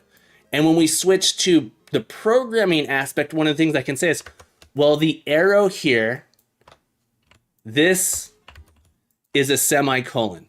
When we go into C#, this is a semicolon. This green box is the function name. This is a semicolon. These are variables. When we have parentheses with commas, that is the shape of that box. So there's things about it that I really like from a transitionary standpoint of teaching visual scripting and then translating it into C# code. So that's one of the things I really like about it. There are things that I think are really, really not the best. Here's another one, my fire so this one's a little bit more complex. When you can't transpile it, no. So I can't say, all right, turn it into C#. I can't do that. That would be really cool. But we can see, so I'm on update, and we get the fire button here. There's some strangeness. So it's saying if the fire button is pressed, you'll notice these light up. So you can watch it lighting up. When I click the button, you watch them all light up. Okay. One thing I don't like about it is all this math becomes a little bit annoying to combine these values together to get the transformation. So this here is a lot of work to basically say, get the transform, do some multiplication on it, get a rotation, and then combine these things together. So that's something that feels a little bit complex, but you can, exactly, that's what I was gonna go to next. We can create sub-functions. So let's see, where did I do that? In our player, is it our player collision here? You can create sub-functions. Let's see if we can find where I've done that. Yeah, subgraph, take damage. So I wrote a subgraph called take damage here. Salary. Stygian, welcome in, get your daily points, get those 46, that's right. So when this trigger enters, we check some conditions, and then we have this subgraph here. Take damage looks like this. Again, these get kind of complicated. They're a little bit complicated. 3Key Girl, welcome back to the stream.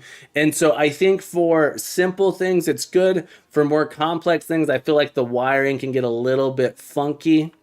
Here. And a little bit hard to look at. So there are things that are easy, there are things that are hard, and I kind of like to use a combination of them. And you'll notice in my projects now, I've been using a combination of these things. In the in Dark Fuel, the coffee game I made, I used some visual scripting, things where I said, oh, this will be way easier in a visual script, so I just wire some things together. I think this particular piece of code would be nicer to write as C#. So I think knowing that the tool exists and then saying, okay, well, as a visual script, I can envision this being super simple. If I go to my meteors here, let's pause so we can look at them. The script here is all reused as well for my obstacles. All right, so we sort of have it turn into different things. This one I think is pretty nice. So we pick a random sprite for our asteroid. So we have a bunch of different ones. It says randomize sprite. When we start up, select a random number, and then set the sprite to that random thing. So this one's not bad. This one's not bad. Randomized rotation and velocity. Again, this one's not bad. When we start, if this object should be randomized, select some random values, and then combine them together in velocity. This is a little bit more complex. But we can add little groups here like this to say, okay, when something hits us, check to see if it was the player's weapon. If it was, we're going to go ahead and destroy our game object here. So we destroy the game object. Then we call a function. So calling a function on something else is a little bit tricky here. So there's this thing called add points on our game controller that we have to call to do something. So this is where things get a little bit funky with you're doing just visual scripting. So this was sort of me experimenting. How far can I push it? How complex can I make it? And well, trying to keep the complexity down. And then this creates a new obstacle. So there's little bits here that are kind of, a lot. I think this is a lot. I think this would be better as a script rather than as a C# script. Because as a C# script, this ends up being 1, 2, 3, 4, 5 lines of code rather than this giant graph. So it fits on the screen. It's a little bit more concise, in my opinion. Otiv plays. Welcome to the stream. Great to see you, my friend. Hope you're having a beautiful day. Happy Friday. We're talking a little bit about visual scripting in Unity today. Talking about the parts that I like about it, the parts that I don't like about it. It is a fully functional thing. You can do anything you can do with a written script, you can do with the visual scripting, as far as I'm aware. Oh, doing coroutines is really easy in the visual scripting as well. That was something that I thought was super cool. Let's go look at my score. This was super cool. I really, really like this for my score bar, score text. Here's the script for how my score works. I thought this was super useful to do. You gave somewhere you could cut it out of the VOD and upload to YouTube. I'm working on building some stuff out to do exactly that. Okay. To talk about visual scripting in Unity. Thank you so much for that. I appreciate it. Something that maybe this isn't as good as I thought it was. So watch my score here. Let me get to my game window here. Watch my score. Watch the score here. You'll notice it scrolls up. And so I thought coroutines are really confusing for students. Coroutines let us do things over time without having to write a bunch of extra code. So notice that scrolls up. The code to do that, and I could probably make this even better here, is basically this while loop. It's saying while, it's a little hard to see, while our target score is less than the displayed score. All right, so we want our score to increase. Oh, thank you, JD. JD, are you able to do enhance? Or did I just end up on an enhance there? Enhance. JD, can you do enhance? Can you click? Oh, that is bug. That is a bug. No one should be able to do that but me. Please stop. All right, let's go fix that real quick. Sorry. Enhance. It should be just me. I broke something, but I have JDs. You have JDs. Why is it letting anyone do it? Messages enhance. And apparently I lost it. The Captain Coder. There we go.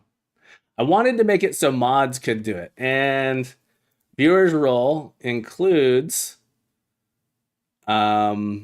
Moderator.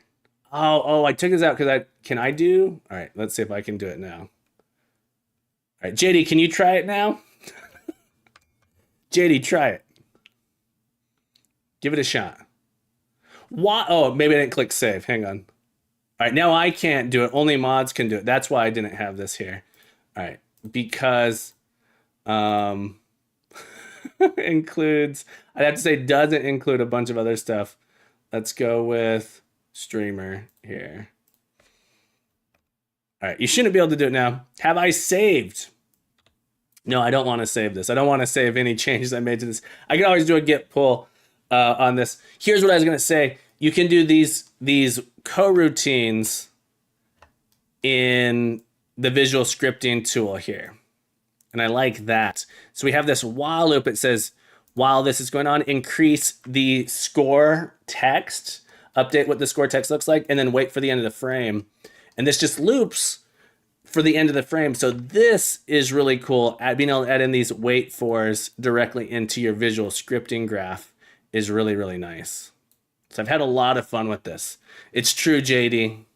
JD, you left me with no choice. Where does it start the coroutine? Over here. You just have to click this checkbox. That is what I really like. So we don't have to talk about, well, what is an IEnumerator? What is a yield return? What is this? What is that? You just say, oh, by the way, this thing's a coroutine. So you can say it kind of runs in the background. It runs in parallel is usually what I say.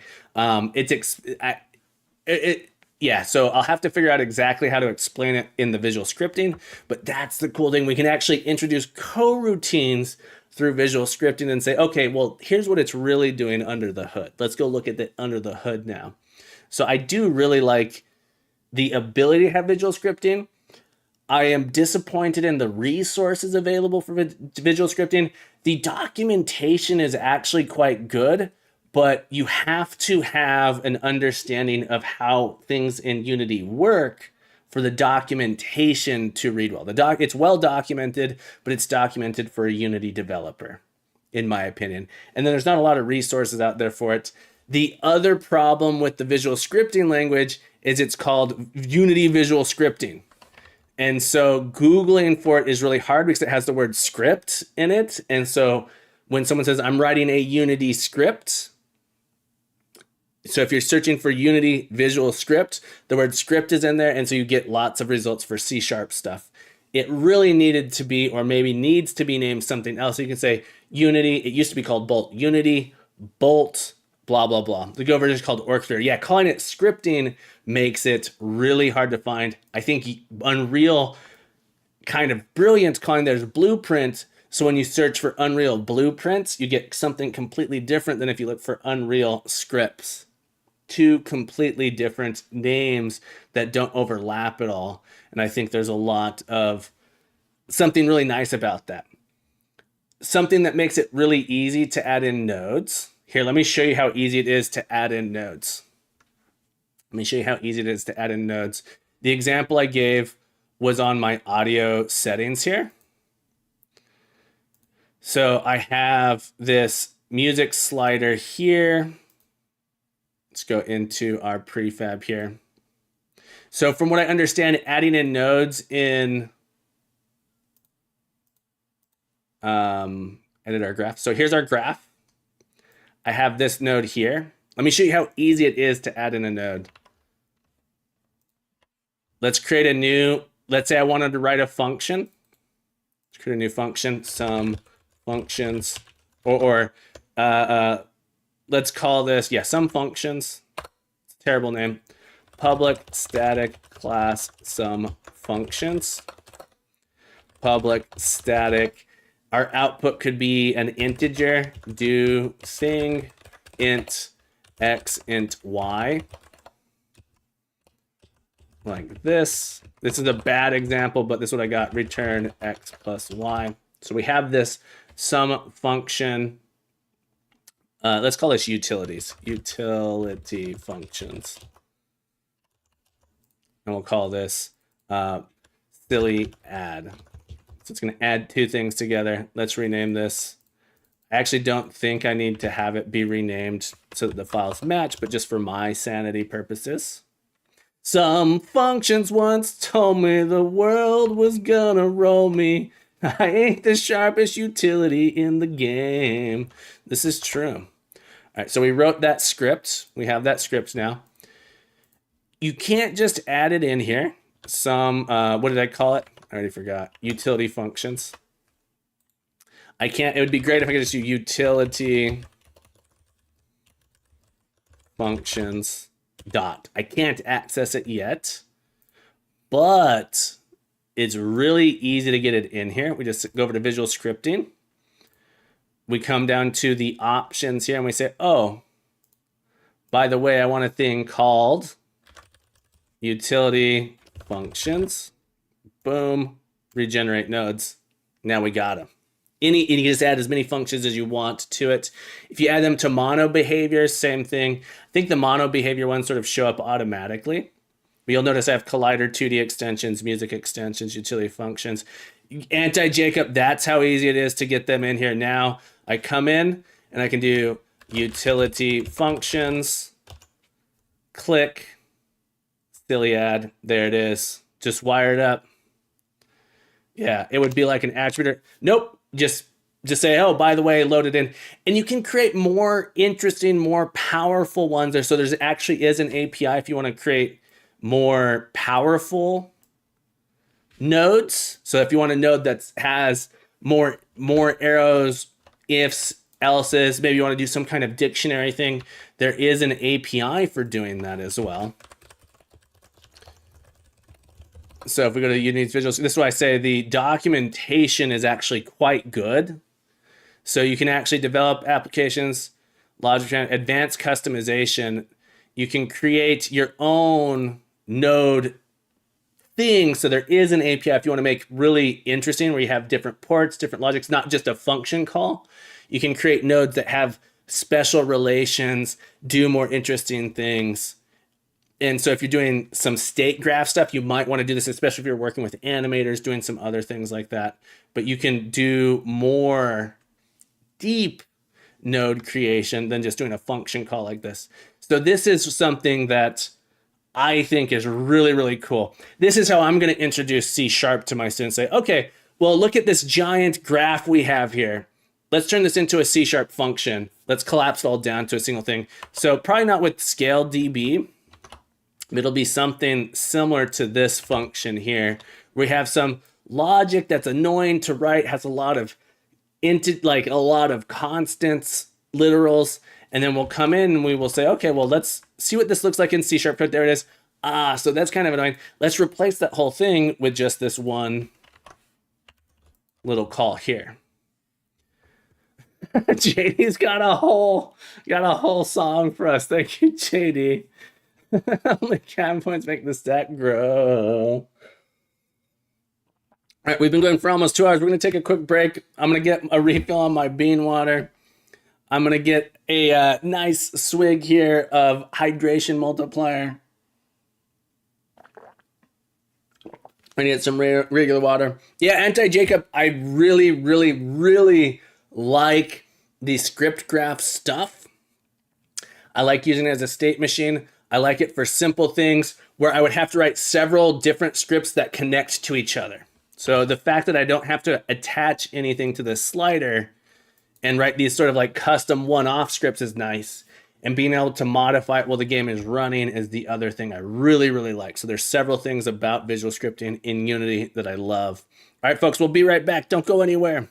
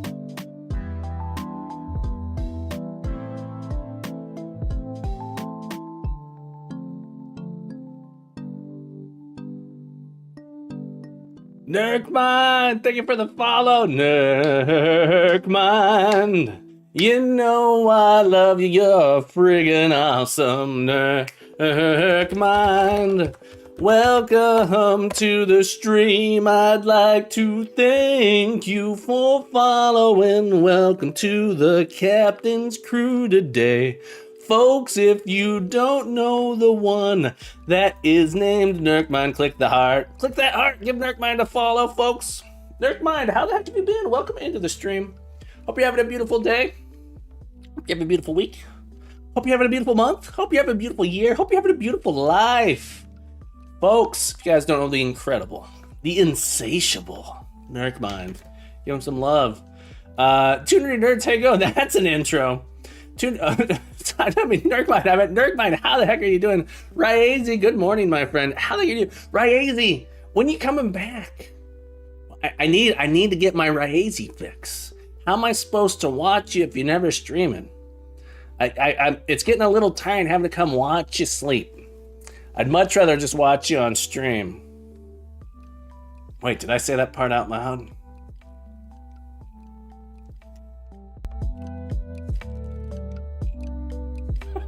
Thank you for being here, Ryazy. Hope you're having a beautiful day.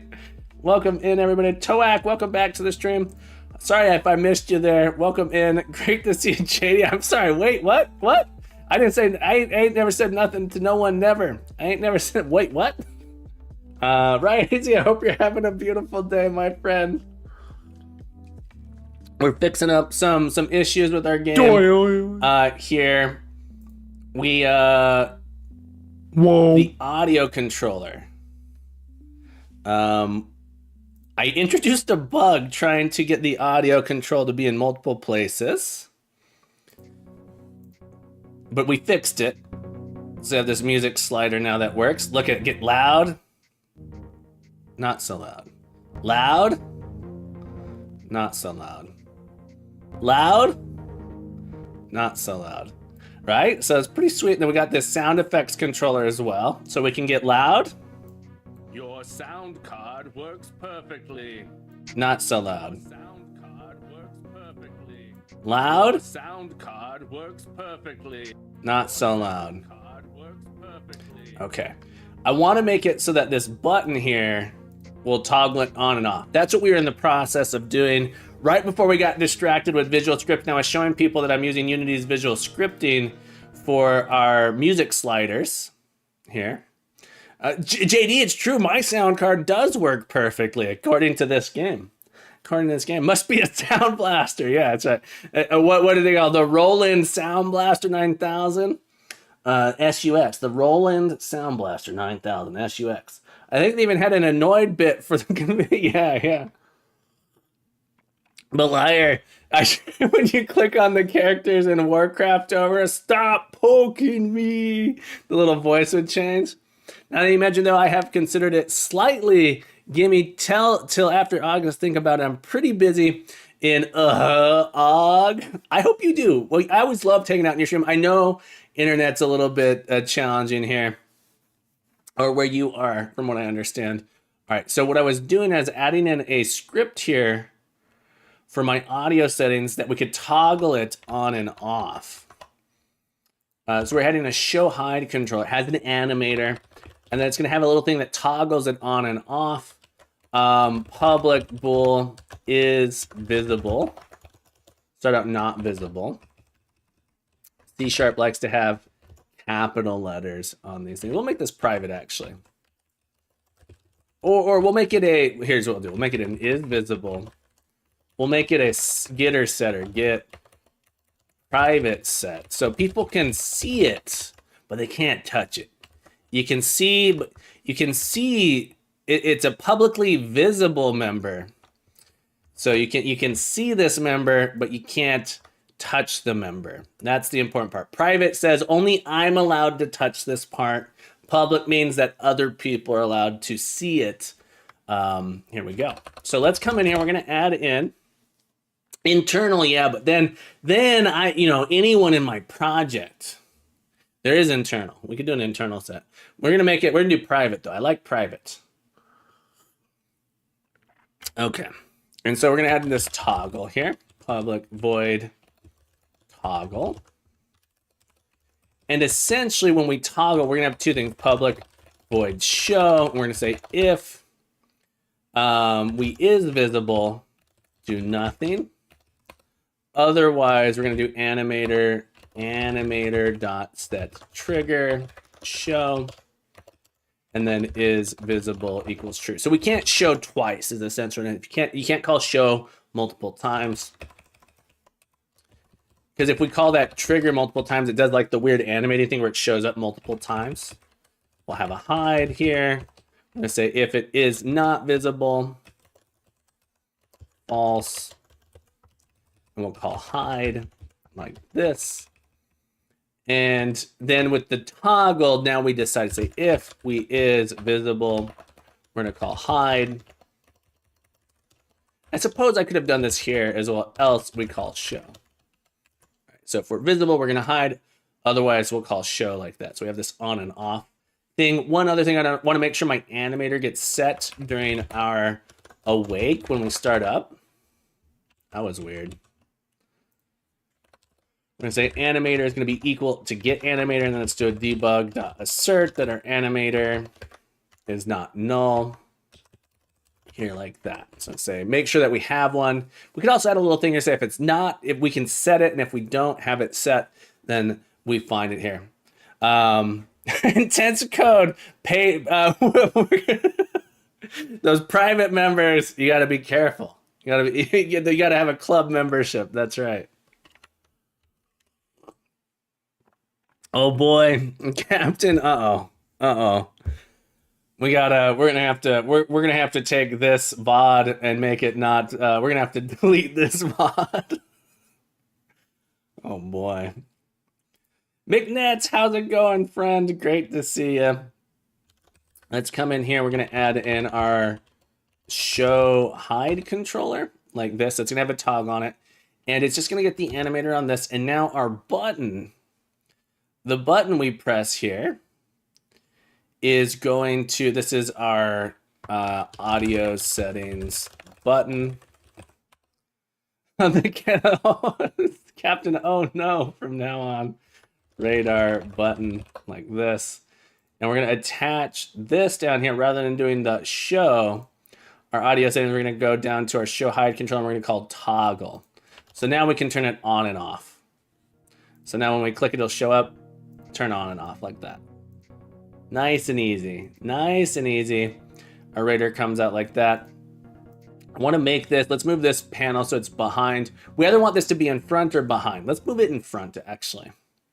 Or we could have it slide in from the side. That's the other thing I was thinking, is we could make it slide in from the side. This was sort of a quick hack for me because I had 72 hours to do this project, and I like slapped this in here in the last second to add in the sound control, and I broke it.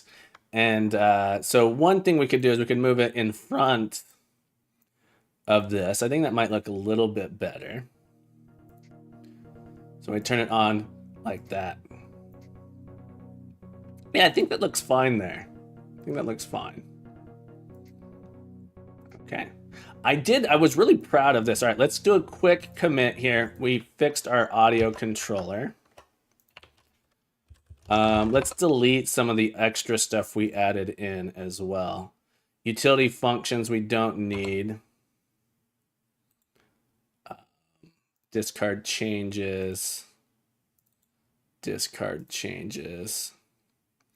This might cause some issues, actually. I mean, we probably shouldn't have done. Our visual scripting is going to be upset. I should have deleted this in Unity. Don't crash on me.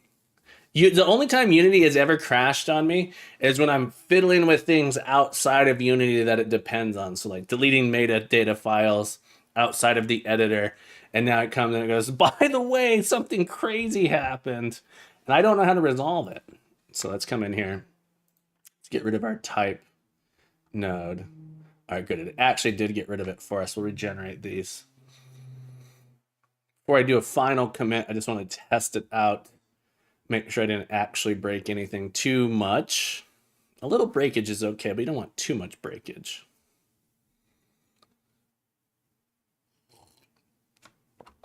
Okay. So let's go to our menu title. Git commit, git commit. That's right. Settings. Your sound card There we works go. perfectly. Your sound card works perfectly. Make sure it works fine on this scene as well.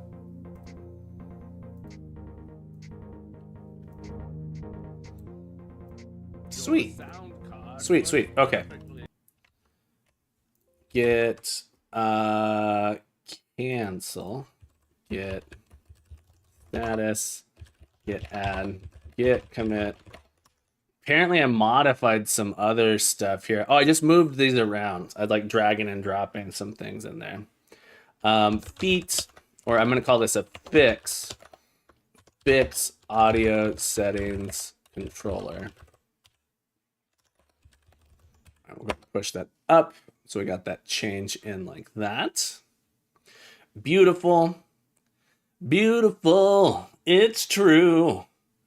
Words can't keep me down.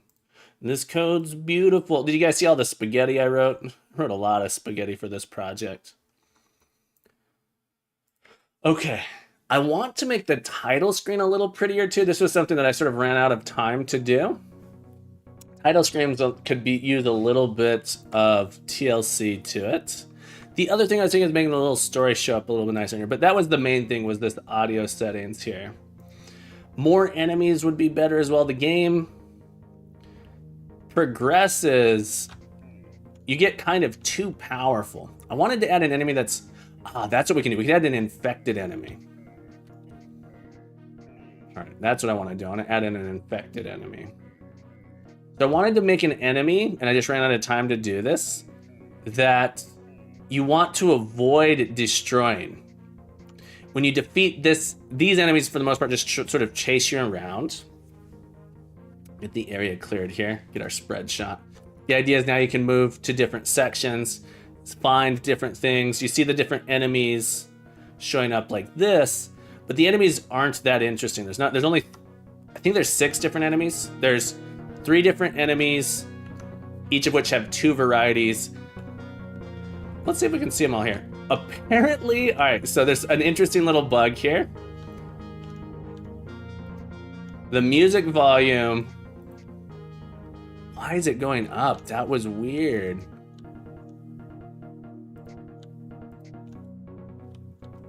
It was like, it was attached.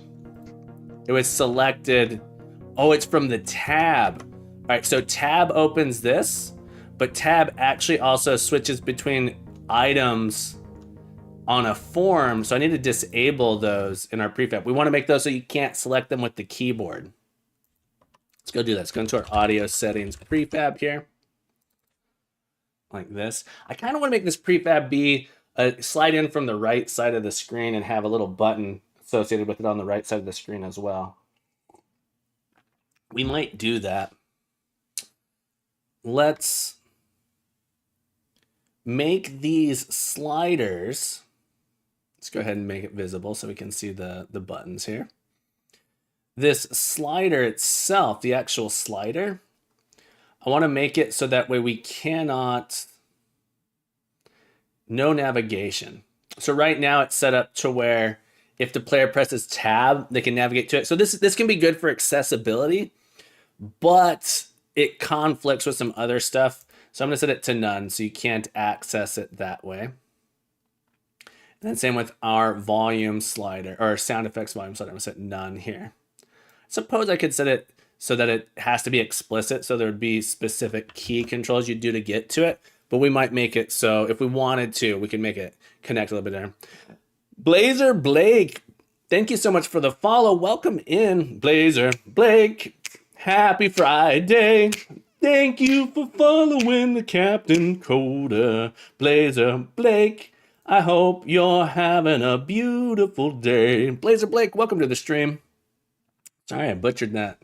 Butchered your intro song there. But Zaft, I do wrong focus so often in games. compared to web dev, for instance, feels dirty every time. Yeah, so that's why I'm like, I'm just going to turn the, yeah. I shouldn't have, so the biggest mistake I think I've made here is I really should not have made it so that the tab button, the real problem I have here is that I made tab the keyboard shortcut for the, so tab by default is a key that switches between form elements. And so there was some issues with it connecting to my audio, and then when I was moving around, my audio was getting louder. So that's a little bit disappointing there. Blazer Blake, I'm glad you liked it. I'm glad you liked it. Great to have you here. Hope you're having a beautiful day. If you have any questions, don't hesitate to ask, and backseat coding is 100% welcome and encouraged here. Okay, so we fixed a little bug with focus. So let's do another commit real quick. Skydriver, I'm doing wonderful. Welcome in. Git add git commit -m. Let's go with a feature or fix. Feature remove tab focus control from audio sliders. It's essentially what we did here. I want to make this title screen a little bit nicer. I don't know how high priority it is. I have a couple things that I want to do. I want to, and you guys tell me what you guys would think you want to see. I'm always up for a round of Q-list. Let's do it. Q-list. This is a good time. We're in a perfect time for a Q-list as well. All right, Sky Driver, thank you so much for the Q-list redeem. Let's get it going. Let's turn this document cam on. Let's do a round of Q-list. For anyone that isn't familiar with Q-list, it's a little game we play here on stream from time to time. A little game. Maybe this will be our next project. I want to do a... Oh, there's so many projects I want to do. We're going to take these dash, we're going to roll them out here. Our goal is now to take all of these letters, combine them on a continuous grid to spell out words. Spell out all the words here. And there is one rule. There's two rules. There's three rules. How many rules do they have? They don't list them out.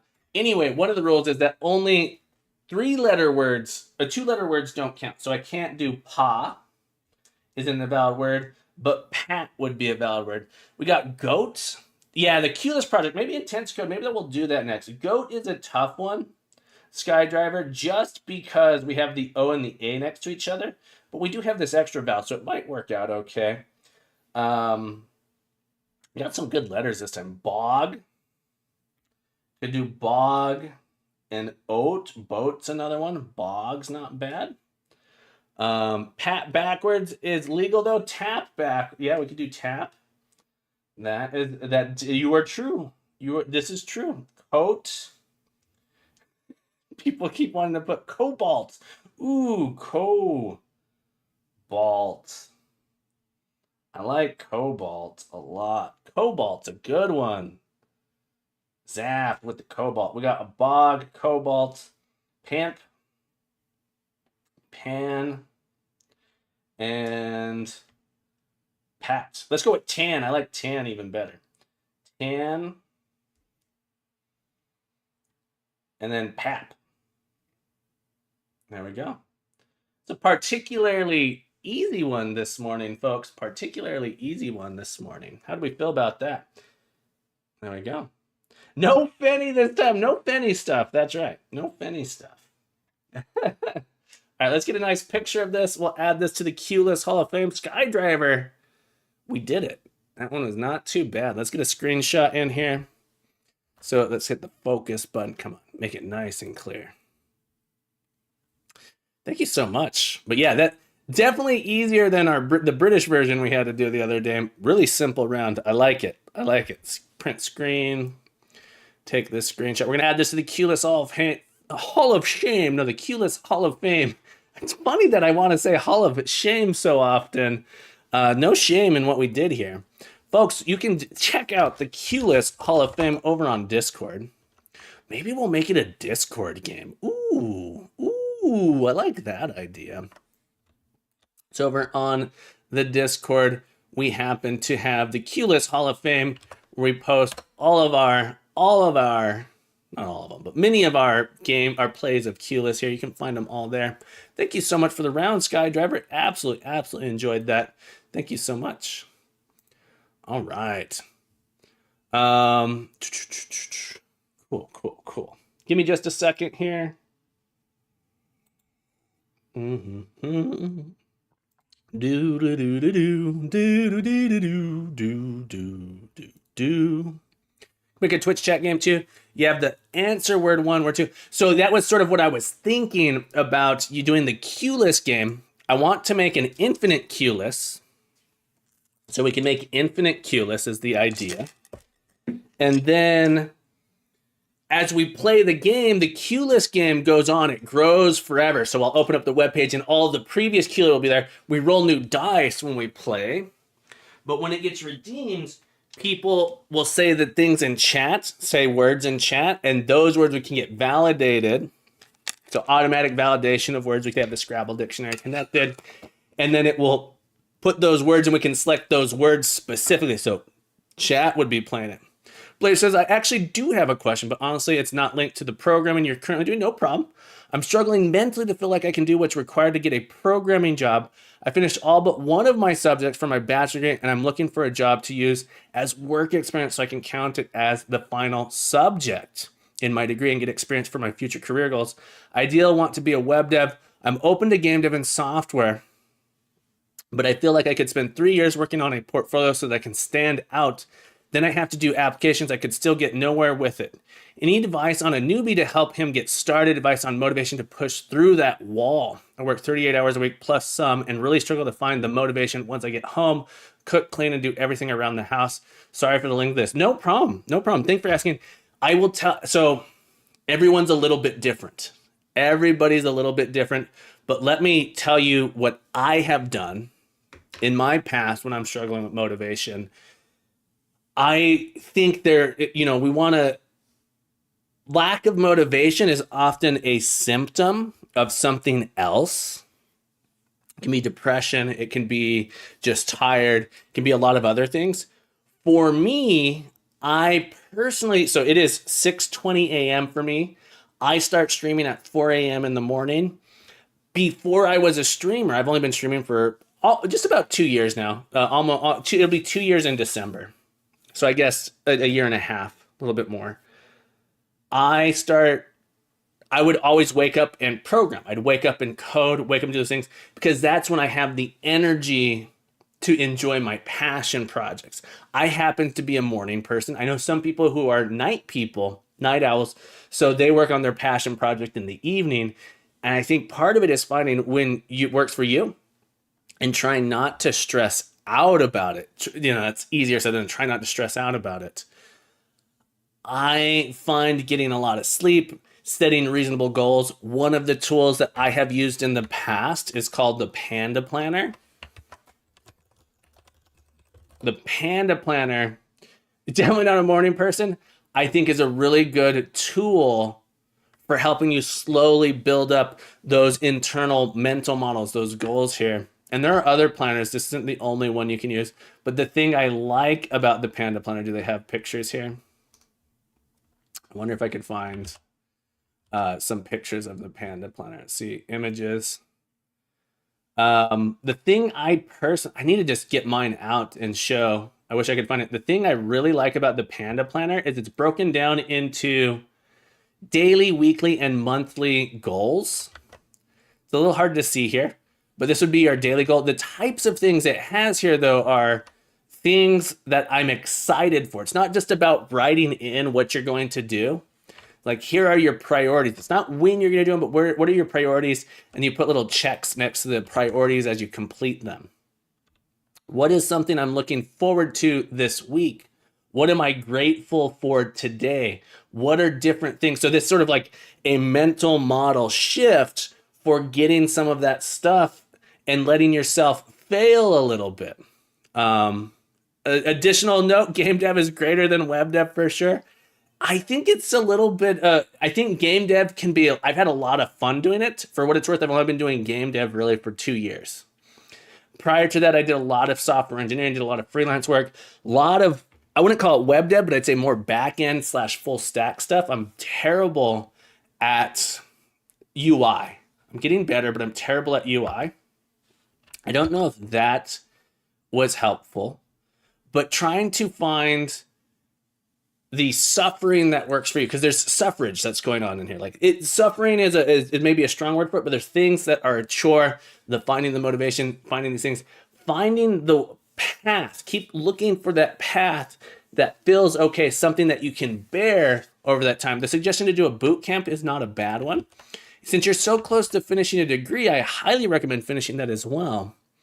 Blazer, I don't know if I answered your question or if that advice was helpful at all, but I hope it was. Another thing is finding people in a community, finding a group of people that you can share what you're doing with, talking with those people and growing with them. And be good. You could join the Discord if you like. There's plenty of other communities as well. But thank you for popping in. I hope that was somewhat helpful. RZ, welcome back to the stream. How you doing, friend? I hope you're having a beautiful Friday. But yeah, Blazer Blake, I think it can be really challenging to, especially when you feel like, why am I not motivated? Where is this motivation coming from? It is often, in my opinion, a symptom of something else.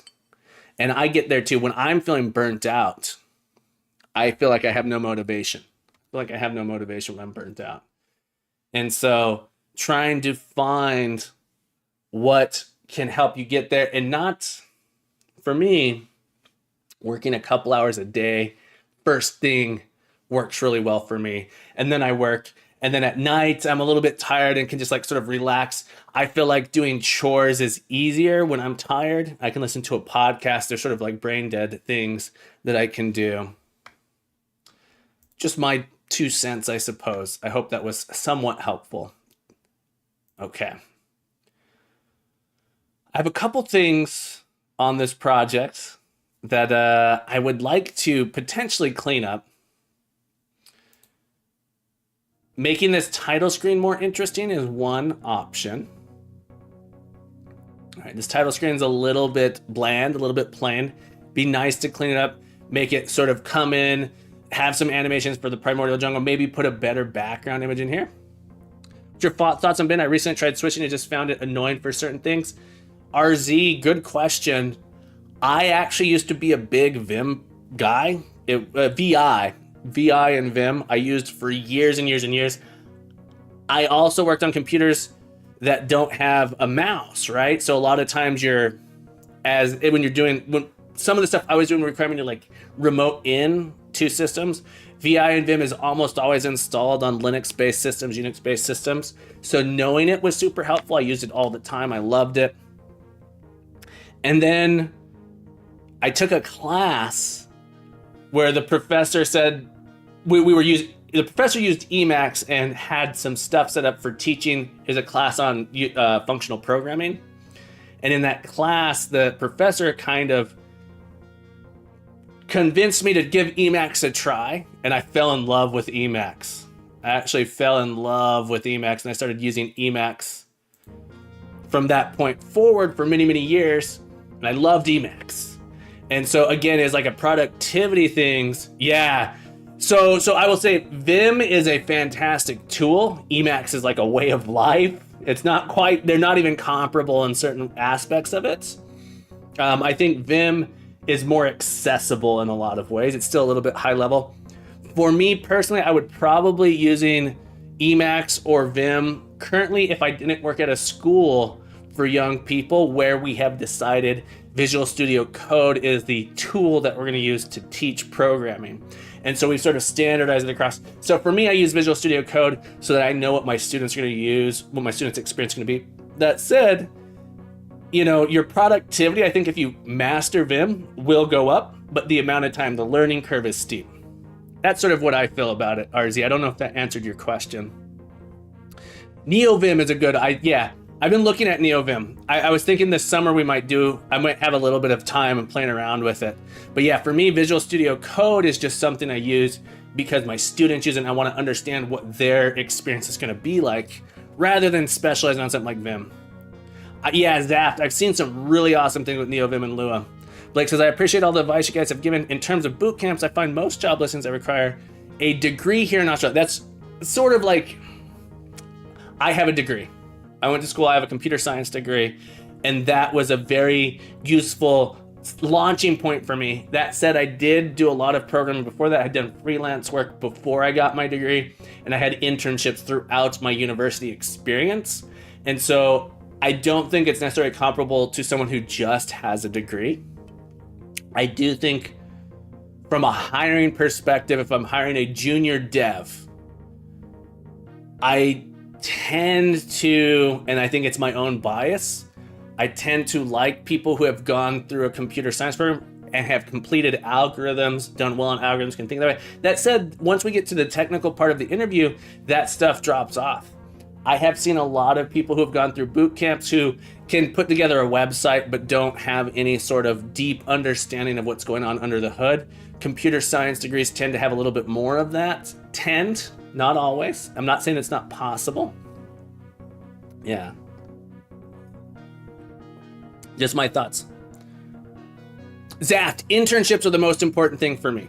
Internships when I was hiring were the most important things. Those seem to be the best indicators of someone who had real experience. Having that real, boot camps were hit or miss for me. Boot camps, I've met people who have done well in boot camps. I've met people who haven't done well in boot camps. People who have had internships, had real world in job experience, were the best hires. They felt the least risky for me. So if you can get a boot camp that gives you real world experience where you go and you work for a company, that's going to be awesome. That's going to say a lot to your person that's hiring you. Put you into debt for life, right? It can be really expensive to do it. This, I suggest, you know what? The two best programmers I ever worked with, they did this program, Open Source University. I need to create a command for this. The two best developers I have ever hired and ever worked with had done an Open Source University degree. So this is like a self-paced degree where you go through and you learn how to program, you learn this stuff on your own, but it's all free using open source resources. This is a fantastic resource. I don't know how most companies will use, but I hired someone who had done this self-paced program and learned this stuff. It showed me just how self-motivated those people were and how interested they were in the topics, and then just not just wanting to learn how to program and get the job, but having more of an interest and excitement around the process of problem solving, which is a lot of programming. Shy Programmer, great to see you. Welcome back to the stream. Happy Friday, my friend. Great to see you. And you always find positions which value getting stuff done more than understanding how it all works on a deeper level. Yeah, it depends, Two Nerdy Nerds. I was working at a place where we had some mission critical things that we were hiring for, and then some other stuff that was less mission critical. So it depends on the role. LN Media, nice to see you. Welcome into the stream. Happy Friday. I hope you're having a beautiful day. Site Program, congratulations on number 27. Congratulations. Also, Ryazy, number 26. Not bad. Not bad. So, Blake, I hope that was somewhat helpful. I'm just speaking from my own personal experience. That's the only place I can speak from. Shy Programmer wants a hat. Let's do it. Let's get a hat added to the stack. I'm a big fan of open source, too. I'm a big fan of open source. That said, I was talking about it. Sometimes open source projects fill open source. If you've worked on enough open source stuff, you can tell sometimes things just fill open source. Are relatively trivial and don't benefit from the academic depth. Being scrappy, resourceful. Zaft, being scrappy and resourceful is absolutely important. What the degree shows is some of the grit necessary to make it through a longer program. Right? So there's a grit that you learn from that. That said, I think for I don't necessarily think the degree is important. I think the degree can say that as a person who has a computer science degree, who went to graduate school, who went to I didn't finish the PhD program I went into because it felt like it wasn't the right thing for me. As a person who has a computer science degree, I will say there were things that I learned. Zaft, I had been programming since I was 7. I did a music degree and then I switched into computer science. As a person who had been programming for over 10 years when I went into computer science degree, once I got past some of the intro classes, I was amazed at the things that I had. There's the exposure to the things that I had never been exposed to. That is the thing that was super helpful for me, is I had never experienced operating systems. There's something really important, really interesting and important about understanding how operating system works, especially if you're doing DevOps stuff. What's going on with the Linux kernel? How does the terminal work? How does networking work? There's all these things you can do without ever even having touched those things. So there's just a broader exposure you get from a degree. So depends on what I want to hire for. So there's exposure to a wider range of things that you might miss. I'm a big fan of Linux as well, Ellen. Thank you so much. Yeah, I have, we have a couple games back here. We do have a couple games, mostly Maxi. How you doing today? You're great. You're awesome. You're so cool. We got Mostly Maxi here today. Folks, if you guys don't know Mostly Maxi, you got to get to know them. Mostly Maxi, how the heck have you been? They are working on getting to an affiliate here on Twitch, so be sure to click that heart. Give them some love. Go check them out. Working in Rust. They were doing some Python stuff. How did ASCII to Braille work out? I wasn't able to stick around the whole stream yesterday. But how did your ASCII to Braille go? Were you able to finish it 30 minutes? I know you're saying 30 minutes tops. What do you recommend for people wanting to program casually without working on some project and not solving boring problems on leak code? You want to know? Bad. Mostly Maxi went bad. Oh no. Oh no. RZ, Mooniz and I started Mechanically Challenged just for that reason. Game Jams is a good place as well. This is Game Jam related. Mooniz and I started Mechanically Challenged for people who don't necessarily have a specific project they want to work on, but they want to continue growing their skills. Sorry for the light mode. I have a dark mode version of this website too. Why is it in light mode? What's happening? Well, anyway, Mechanically Challenged is a monthly game dev challenge where you're encouraged to implement a specific game mechanic rather than an entire game. So for example, this challenge here in April was just can you make a program that does drop through platforms? So some games have platforms that you can fall from the top, jump up through it from the bottom. We did slopes and loops, which people found, which was a really fun project, but people found really challenging. And these are just challenges to try and see if you can come up with a solution, share what you learn with the community, and then see how other people approach it. That's the coolest thing I'm learning about this, is seeing how other people approached it, take your approach, look at it, and compare notes. There's some really cool stuff about that. So Mechanically Challenged is the thing Mooniz and I started doing, and I'm going to recommend you do it. We've extended this one through July. This should actually say June/July. I need to update this page. We're going to have another one in August. We'll have another one in September. So we're trying to do a new one every month. So this is one thing you can do. Another one is Advent of Code is one that I love doing. I don't know why it came up with 2022 there. Advent of Code is these aren't leak code problems. These are similar. They're algorithmic problems, but they sort of look like a little bit different. They're a little bit, I want to call them real world, but it's sort of like deciphering what this is saying and solving these interesting puzzles. Coding game is another one. Is it going to let me? Do I have to log in? I think it might make me log in. Hang on, give me a second here. Let me see if I can log in here. Do I have it connected to any of these? There we go. Okay. So coding game, I think, is a good one because they have these competitions rather than just solving. I couldn't be bothered doing AOC because there was a lot of reading. Yeah, so I actually got started streaming doing Advent of Code. Advent of Code has been fun. These little programming competitions can be nice. You might not like this. It's kind of leak code-esque, but they have these bot programming, which I think is really cool, where you're programming an AI to compete against other people programming the same AI in these little games. So I think coding game is a good one too. Old school Project Euler is a good one. Yeah, Project Euler. I used to do those when I was in college as well. Yeah. So I hope that is somewhat helpful. RZ.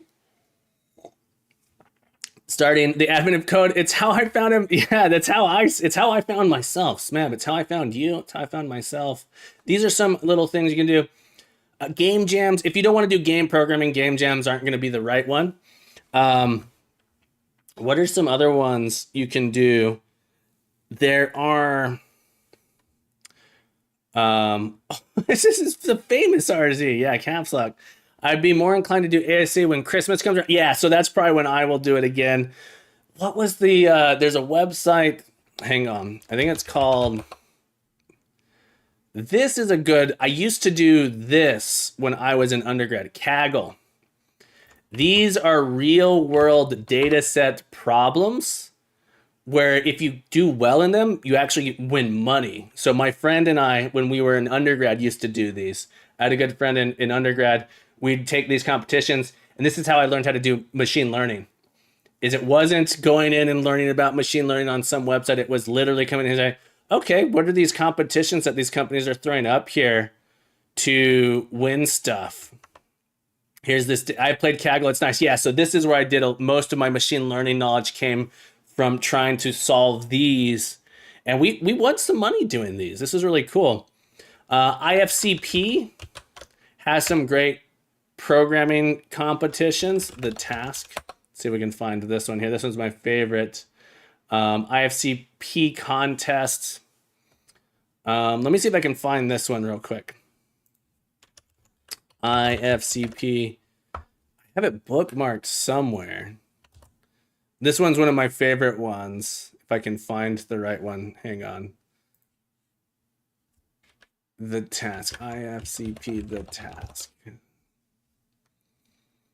Oh man, do I not have this anymore? Bound variable. Here it is. This is one of, its website doesn't exist. Here it is. This is one of my favorite programming competitions that I ever participated in. I wouldn't even say compete because at the time I was not good enough for it. But this type of, the International Conference for Functional Programming does a yearly competition, which is super cool. And again, there's might be a lot of reading here, but there's puzzles, but they're kind of hidden and they're a little bit secretive. And the task here, they actually give you this like specification. Here's like this specification of a thing you have to implement. And when you implement this thing, you end up, in this particular one, you implement this virtual machine for reading these byte codes. And then once you have this virtual machine done, there's all of these programs that you run. And then inside of the programs are these other little puzzles. This is one of my favorite little puzzlers of all time. Maybe we'll do this on stream sometime in the future. Mostly Maxi, absolute Kaggle has just amazing free data sets for side projects. Absolutely. Absolutely true. All right. Where were we? What were we doing? We were working on Primordial Jungle. Primordial Jungle. We were going to make this intro screen. There's a couple things that we could do. Work on making this intro screen a little bit fancier. Game dev, probably. The settings menu, I was thinking of, all right, so I can make my title screen fancier. Title screen is pretty lame right now. I was thinking of making the settings menu slide in from the right. So similar to the way the radar does. So we have our radar here that does this cool thing. When we open up our menu here for our music, it's on top. I was thinking we could make a little audio controller slide out from the right here and match this style a little bit better. Enjoy your lurk. Thank you so much for hanging out. We could add in additional enemies. So our enemies are pretty lame right now. So I think we might add in some more enemies. It's another option. I wanted to add in a dashing. So one thing that feels pretty sad about this game is that we can't trample these guys. I was thinking about adding in a trample attack so you can actually come, it'll damage these guys when you walk over them. you take the damage going over them, but you can use that trample to basically defeat the enemies. It'll hurt you, but you can use it to defeat the enemies if you're in a horde situation. I think a dash attack could be really cool as well. It's an attack where you can actually dash for a second. Trample charge with cooldown, Blaze or Blake. All right, let's do it. That's sort of what I was thinking. Having a trample attack that we could do would be really cool for doing it. Yeah, mob control with a cooldown. Let's do it. Let's make a trample attack with a cooldown. I tapped that before you said dash. Yeah, trample charge. Let's do it. Trample color, natural flavors. Let's talk about it. Let's work through it today. Let's go ahead and do it. That seems more fun than making the title screen, right? The title screen is sort of what I want to do, but because it's easy. Sometimes I don't want to work on something that's too difficult. So let's talk about how we do the trample collider. So I have my player here. And what I'm going to do is I'm going to create in my player prefab, I'm going to add a new collider to my player that is going to be my trample sort of area of effect thing. Okay. So what I want to do is this body here is the collider we do when we get hit. We have this projectile that is used to destroy enemies. Okay, well, I do want to do this too, but it feels harder. I haven't fully thought out the whole idea. Let's make sure we're committed before I actually start on this feature as well. Okay, we're fully committed. I'm going to add in a trample attack here, and I'm going to make it so that way it's the front of this thing of our body here. So I'm going to come in, I'm going to add in a new empty object in here. Call this trample. Trample charge attack here. And we're going to add in a polygon collider here.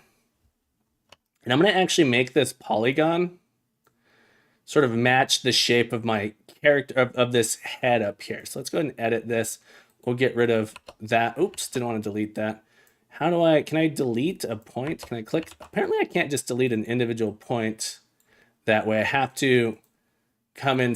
There's probably a way to do it, but it looks like I'm going to have to manually delete it. I just want it to be a triangle. So I'm going to make it, maybe I don't want it to be a triangle. Maybe I actually want it to match the shape of the head a little bit better than that. I was thinking we just do a triangle on top here. Let's delete a couple of these points. Let's make it size 3. Okay, I think triangle makes the most sense. So this is going to be our trample here out in front. Maybe we do make it like this. Maybe I go back to the shape that I had like that.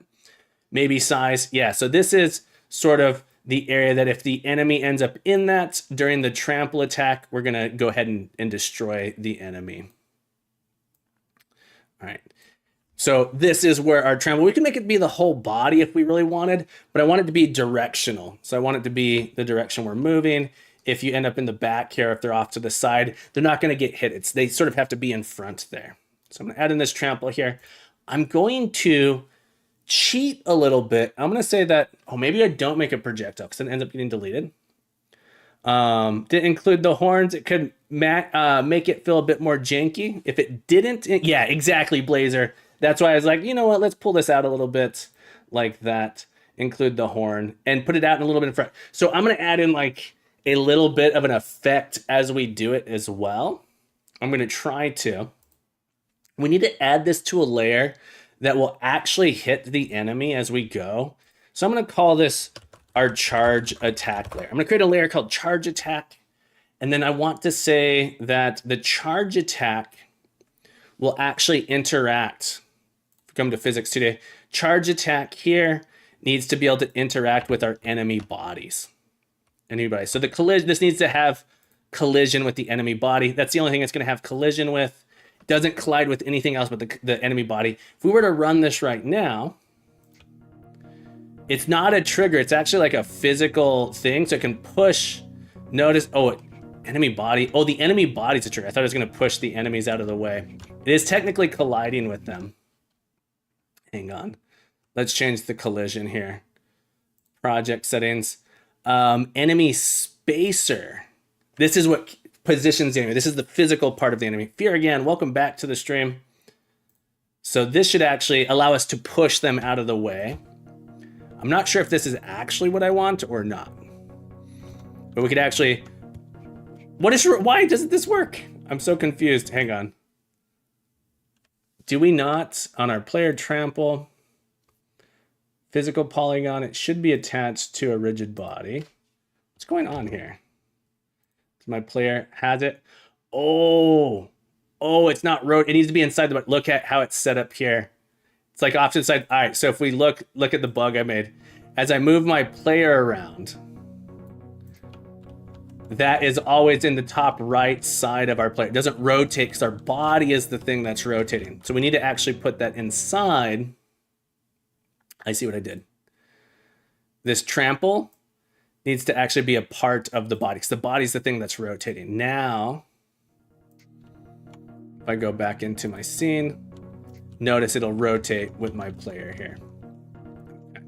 So if I get enemies, I think, let's try it now.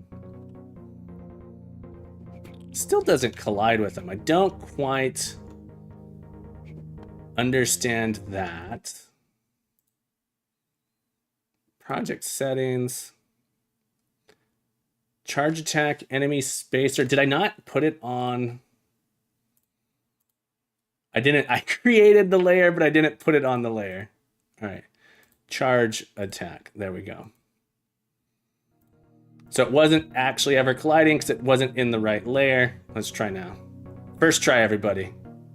There we go. So now we can actually have this physical, when we push against it. I'm not sure if that's what we want, but you'll notice I physically, it's hard to see, but I physically can't move through the enemies when they're there. They actually put a little resistance there on my player gets killed.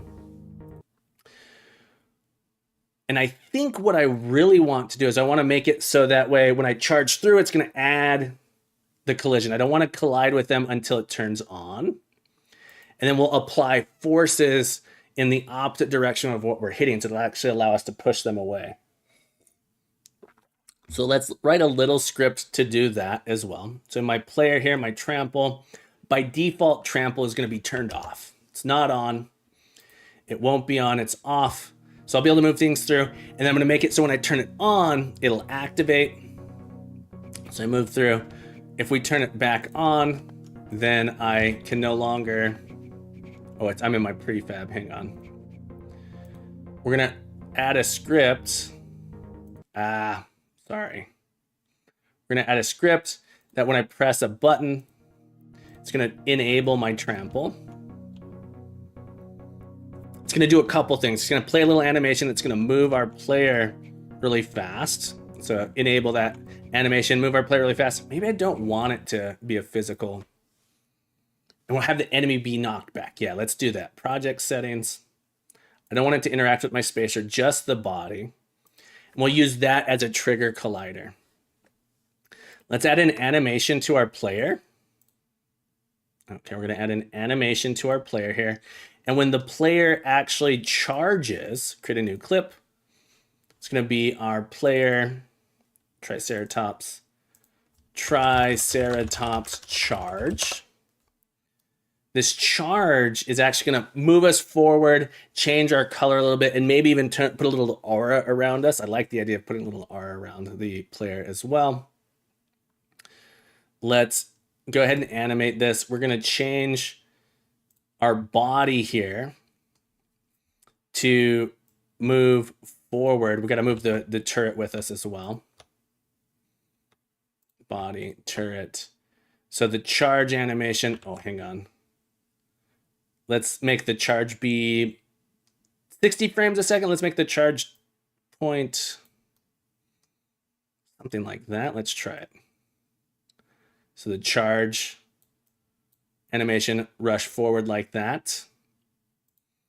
Rush forward. Oh, you know what? If I do it as an animation, I don't think that's going to work. Because at the end of the animation, it's going to end up coming back. I got to think about this. I'll have to program the charge to add a velocity to it for a little bit to move in that direction. So the animation isn't going to work.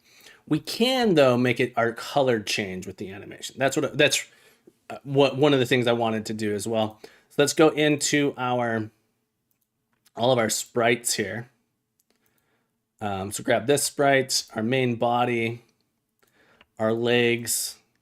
We're gonna make these change colors when we're charging. I'm gonna give us a sort of a red hue while we're charging. So this is sort of the charge here. It's gonna fade in like that. So we become red, and then we'll stay red for 60 seconds, perhaps.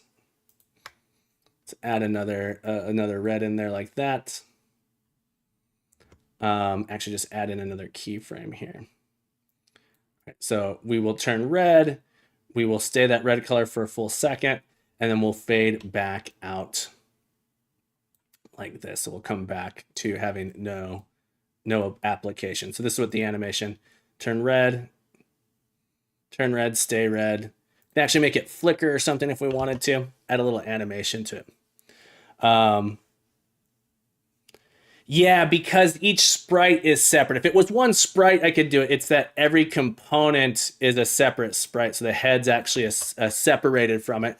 I actually could write a controller that goes in and modifies all of them separately as well. I could write a little attachment that could say control all of the albedos for all sprites in here. And maybe I should do that because I've been doing this type of thing quite a bit for these.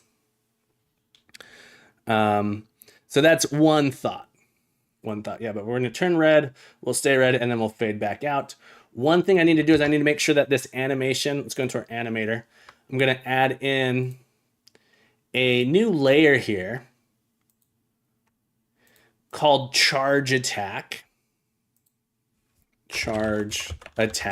And the layers let us play multiple animations at the same time. And so our charge attack is going to be an additive layer. It says we're going to add it in addition to other things. And we're going to give it a weight of 1. This says make sure that this thing happens more than other things, more than our base layers essentially. So our base layer has sort of like a lowish priority, or it has a 1 priority by default. We want to make sure this has a priority on top as well.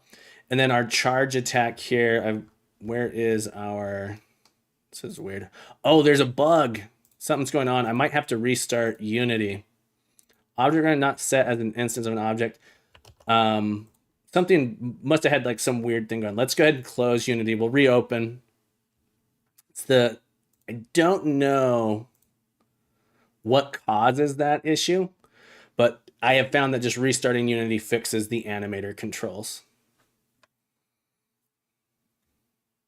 So let's restart here. I actually need to take a quick break. So while this is loading, we're going to take a quick break. I'll be back. Don't go anywhere. We'll return momentarily.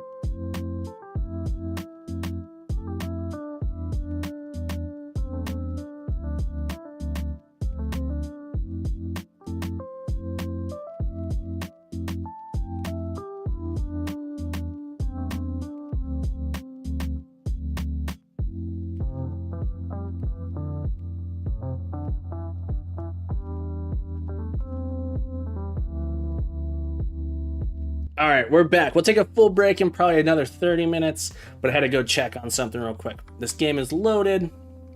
Got it back. Let's see if our animator is working now. Animator. Oops, wrong button. There we go. No. Oh, there it is. Okay. So our charge attack, we want to add in a couple things here. I'm going to add in a default state. Just call this default. It has no animation associated with it. Default. And then I want to add, and added it down here, this charge. I'm going to go ahead and move this up to this layer here. Remove it from our base layer. And I'm going to add in a transition here. In this transition, we're just going to say that if we have a charge trigger set, it's going to play that animation. Charge trigger will happen, and at the end of the charge, it'll switch down to the default. We're going to say that this transition happens when we charge. So it's going to switch to this charge here. Then when this ends, we're going to say that there is an exit time. And the exit time's at 1, and there is no transition. Okay, so just going to play this here, and then when it's done, it'll switch to that default state. So if we hit play, you can watch it transition back here. So that's the whole thing to get this set up. Now, if we're in our game and I trigger charge, we will see, oh, I got to switch over to the scene version. If I come over to my player, I click charge, you'll see it lights up there for a moment and turns off. Lights up for a moment and then turns off.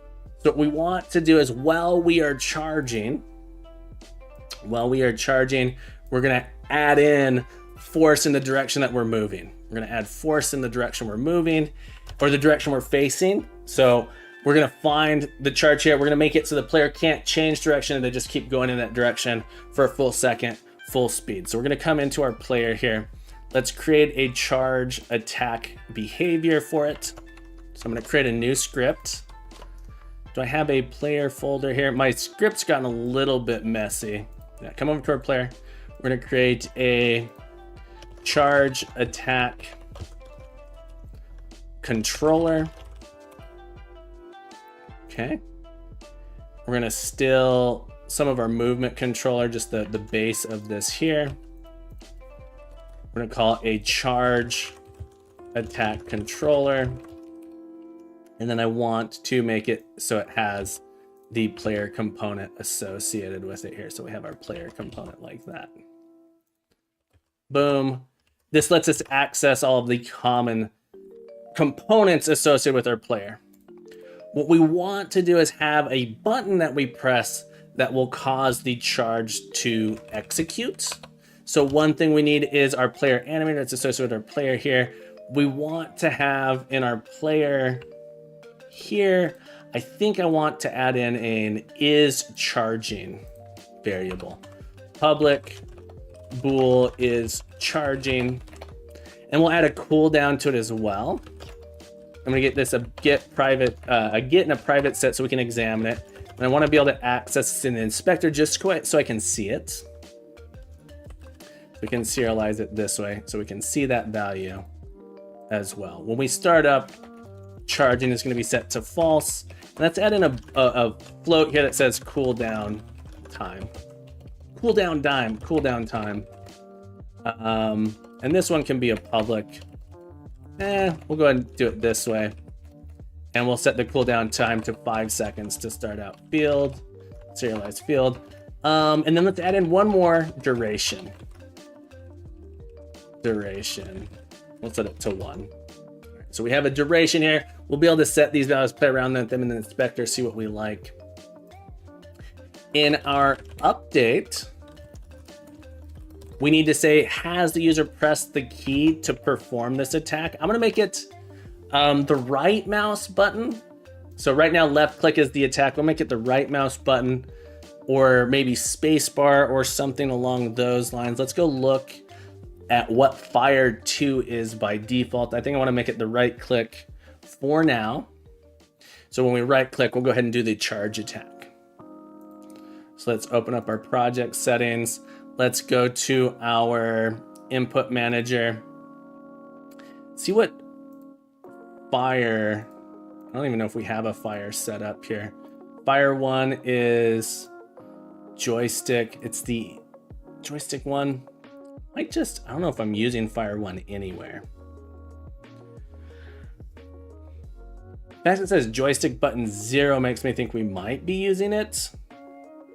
Let's just remap mouse X, I know I'm not using, and we'll call this charge attack here. We are going to make it a mouse button. And Hot Fire 1 was a bit jump space. That's interesting. I'm gonna take this, get rid of that. We'll change this to charge attack space. Here, mouse button. How do I do the mouse button? I want to do the right mouse button. Let me do a quick look. Unity input manager, right mouse button. Use this to detect the right mouse. I want to do key code 1 in our input manager is what I want. Mouse. Here, mouse button. These can be keys on the keyboard or buttons on the keyboard or mouse. Okay, so then we have a positive. Our alternate positive would be mouse 1, I think. So we can make this our charge tech.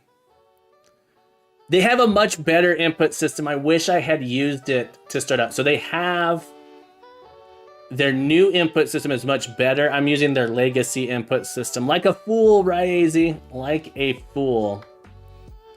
They have a really nice new input system that I should have used.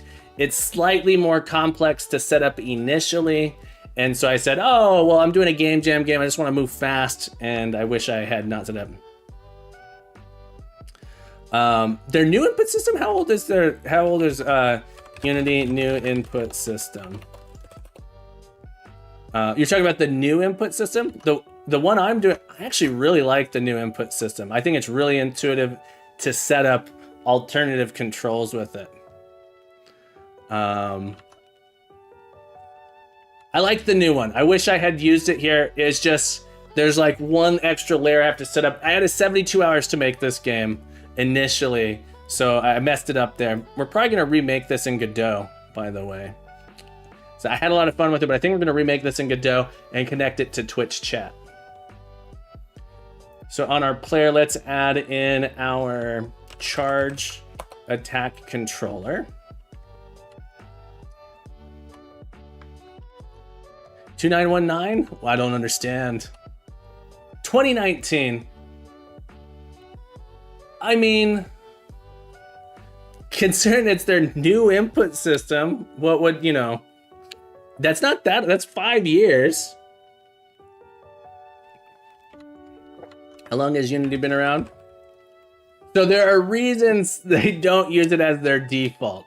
I can see the complaint there.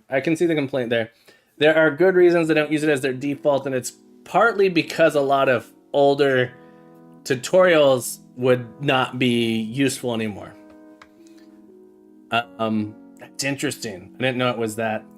I don't feel like it's that old. In a soft world, I guess it is super old. So we're gonna do if input. Everyone uses the new for real games. Yeah, they do. Get axes. I think it'd be this. Get button. User pressed down.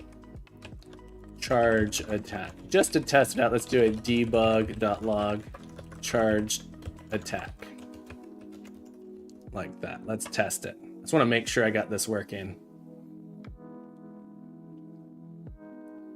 The new one is all event-based, right? So that is the nice thing about it. I actually see very few people charge attack. Okay, there it goes. So I'm seeing down here in my console, getting the charge attack to go off like that. Perfect.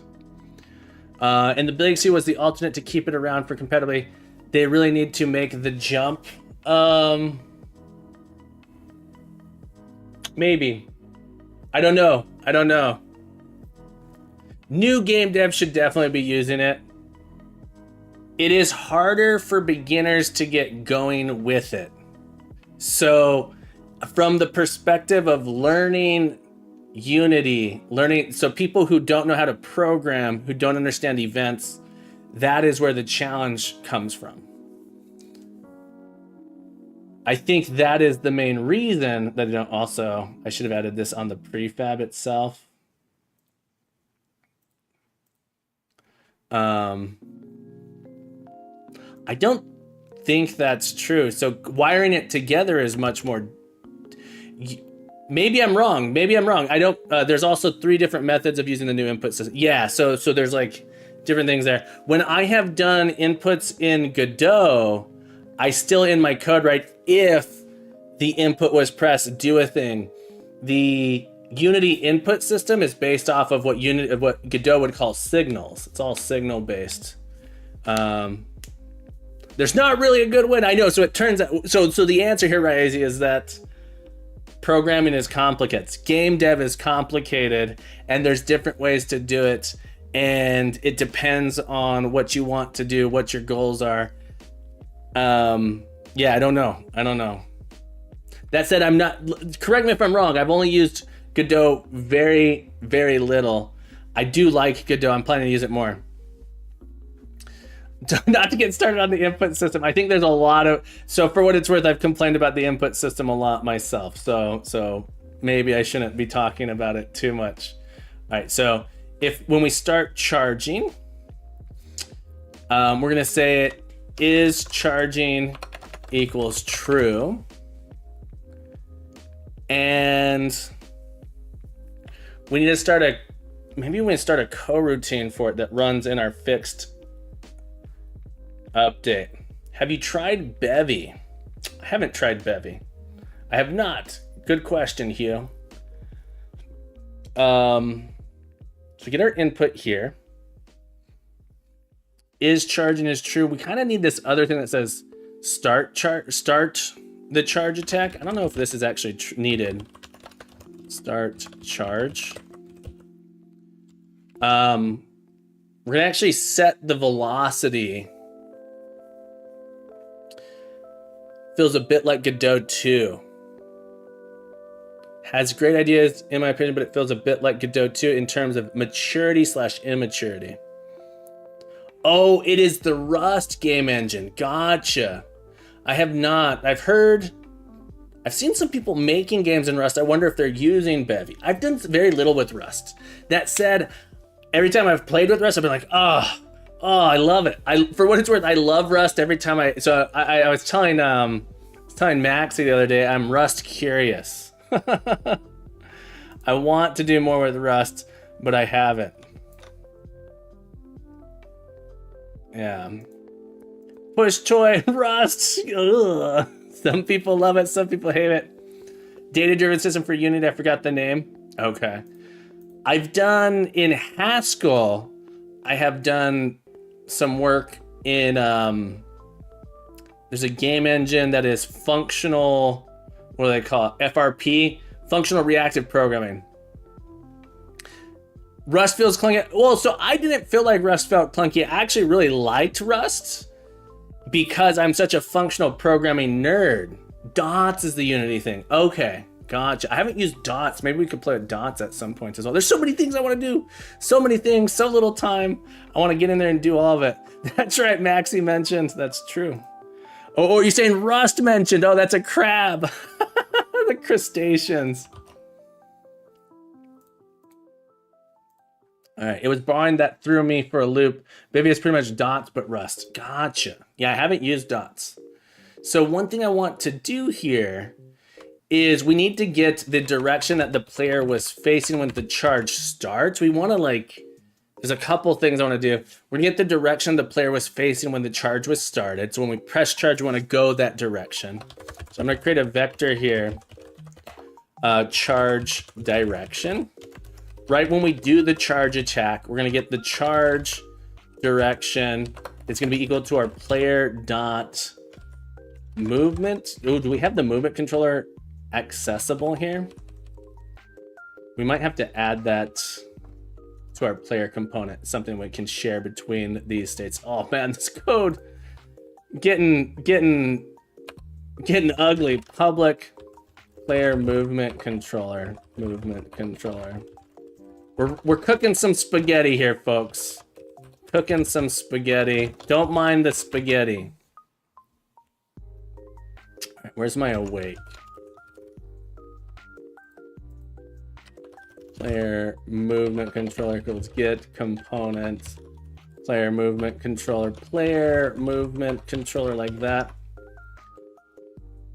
Borrowing is such an interesting concept. Movement controller like this. Debug.assert. At least I have assertions. Is that something that is helpful? Maybe. All right, so now that we have we're gonna get the movement dot, player dot movement controller dot input, movement input. So we're gonna get the direction that we were moving at the moment charge started, and that is gonna be where we're applying forces. And we kind of want to disable the player movement controller so they can't change directions. They're gonna be able to spin a little bit here to start out. Fixed update here. And what we're gonna do is we're gonna say, yeah, I don't think I need this start charge actually. Charge direction is charging. We need to start a coroutine, start coroutine. Perform charge. I think we're just gonna start the coroutine charge. We'll call it charge. Private enumerator charge. So it's kind of a dumb coroutine. It's gonna be yield return new wait for seconds duration. So this is how long the charge lasts, and then charging gets set to false at the end.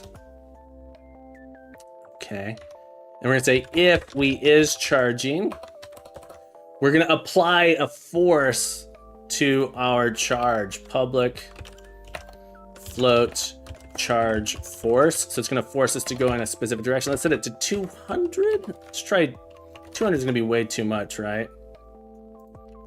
And we're gonna do our player.rigid body.add force. This is gonna be our charge direction times our charge force, like that. So if we're charging, we're just gonna be going in that direction.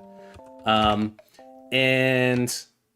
it's gonna be an impulse. So it's gonna, so of course, it's gonna just ignore the mass of our object. All right. I wrote a lot there. Let's test it out. A lot of code, had some ideas in my mind.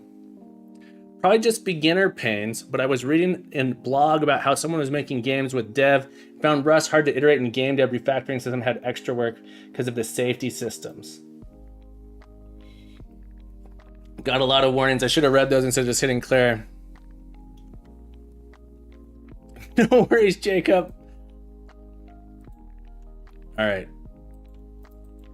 My right click failed to define invoke member, unable to find type utility functions. Apparently, I see some random things here. Player shows me is charging is true for a second. The force is so, let's try.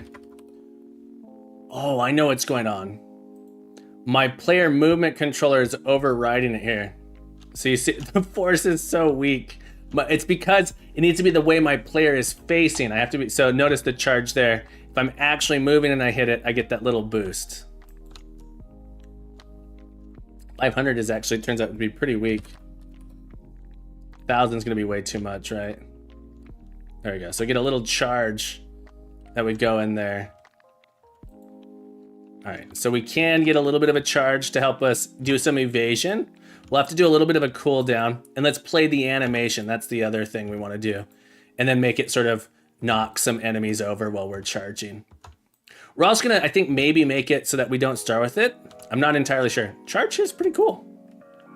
All right, let's go with 500 to start. Our charge duration will be 1 second. Maybe we could do 1,000 and reduce the duration, actually. Let's play around with it. I actually find Rust one of those languages that's super easy to refactor in. I find refactoring in functional languages, personally, I find refactoring in functional languages to be pretty easy. It's the Rhino charge level in Fall Guy. I haven't played Fall Guys. Yeah, we're gonna add in a meter for it as well. And I have some ideas how to do that. I want to add a little mask to it. There we go. Feels too far. Let's make it shorter. So, and then this will be something that you can actually get, the charge will be something that you can improve. One of the bonuses you can get for like the duration of the charge that you can get there. Okay, so I think I liked 0.25. All right, we're gonna have a cooldown of 5 seconds on it. So let's add in, I need to get rid of these. Let me go into, I was playing around with some of the visual scripting stuff, and apparently I didn't realize I didn't get rid of. Where did this go? Oh man. I've made some terrible mistakes. Utility functions can't be found. Oh. I deleted some file and now Unity's really confused.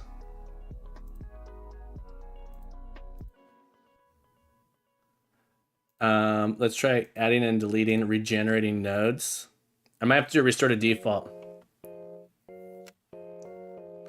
Not good in reference, but for what it's worth, it took me many years to get my brain, I don't know, many years, at least a year of forcing myself to think functionally and force myself. So one thing that Haskell does is it forces you to write in a functional way. Forces you to write in a functional way. Did this fix this error? It did not. Where are we calling this? Let's add this. Hang on. Let's add this back in. I wish I hadn't done this because now I don't know how to. I don't know why this error message is not helpful. So in our scripts, we had created utility functions.cs, public static class utility functions. Is that what we called it? Unity utility functions, and then we wrote a method, static int silly add int x int y return x plus y. All right, let's see if we can fix this here. My guess is that it's going to be referencing some weird thing. Hope this goes away. Okay, that went away. Let's now go into our visual scripting. We're gonna add it in and then remove it. Or maybe I didn't add it in a weird spot. We'll add it in here. I want to be able to delete this file. I don't want this file.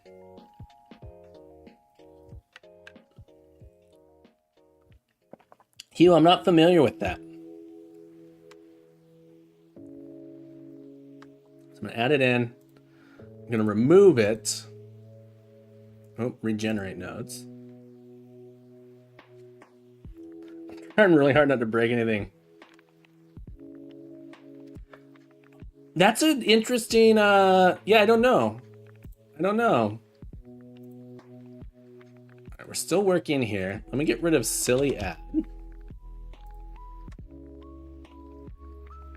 I think pointers tend to be taught very poorly in general too, though. So I think, Maxi, this is an interesting idea. I'm really sad this whole thing. All right, just to make this, we're just gonna leave that in, I guess, to make these warnings go away. I suspect it might be that there is, does Rust have, let me ask you a question. Does Rust have pointers? Or is borrowing like pointers? I don't know. I haven't done enough in Rust. I've done some very small little projects. I think a lot of people using them is illegal. Okay. I was going to say, it feels like Rust is a language where pointers wouldn't be allowed. Walks in, just walked in, claimed their number 29. Congratulations, Walks in. I think pointers are a really tricky topic for some people. People hear the word pointer and they go, "Oh, pointers are hard," and I think pointers just may not have like this air of avoid them surrounding them. So I think it might be related to that. I don't know. I think the state of computer science education, the state of teaching programming is actually pretty bad too. All right, so we have, I need to make it so it's actually just the direction you're facing. Let's go to our player controller because input direction is not right. And player movement. Do I have my player's direction? I don't. We can do it based off the player body's rotation. Intensive code. I grew up writing C, right? How's it going, Captain Incredibro? Welcome back to the stream. I'm actually not making, I'm not going to submit for the casual. I'm just doing some minor tweaks here of stuff that I thought maybe I'll resubmit it. I've done very little. I didn't do anything. I didn't do anything on Tuesday, Wednesday, or Thursday for this, for what it's worth. And so, I should, yeah, maybe I will. Maybe I will. I've done very little, and I'm probably not going to work on it after stream, and I don't think I'll resubmit it. There's like no changes basically though. Get to see this game in the flesh. It's out there, Wolfric. You can go play it as well. I started writing in C very young, so pointers are just like a big part of C. Right. So one of the things I like to do is I teach a class called data organization. It's not called data structure, it's called data organization. And it's a course in C in which we talk about how memory is laid out, like a mental model you can have on how memory is laid out. And it covers pointers like, well, we have a stack and a heap. And it really talks about stack and heap and how those things work and how they're connected. Yeah, congratulations, Incredible. Getting the critique tonight. Very cool. Very cool. Incredible, you made the golf pong? Is that true? Okay. I was going to get, all right, we want to do it based off of our rotation. So rather than being our movement input, let's add in a vector 2, which is direction. And direction is going to be our transform. And we want, can I get a normalized vector here? Vector 2.up times, or times vector 2.up. I think this will give us our direction. Exactly. So the direction you're facing is the direction you're going. And it currently does that, but we want to capture the direction. So it works right now. Let me show you. The player can't move while charging. I want to get the direction that they were facing. Right now I have it the direction they were moving. So if I right click currently, I'm right clicking, it does nothing. I have to be moving for the right click to do the charge. So I have to be moving for the right click to do the charge.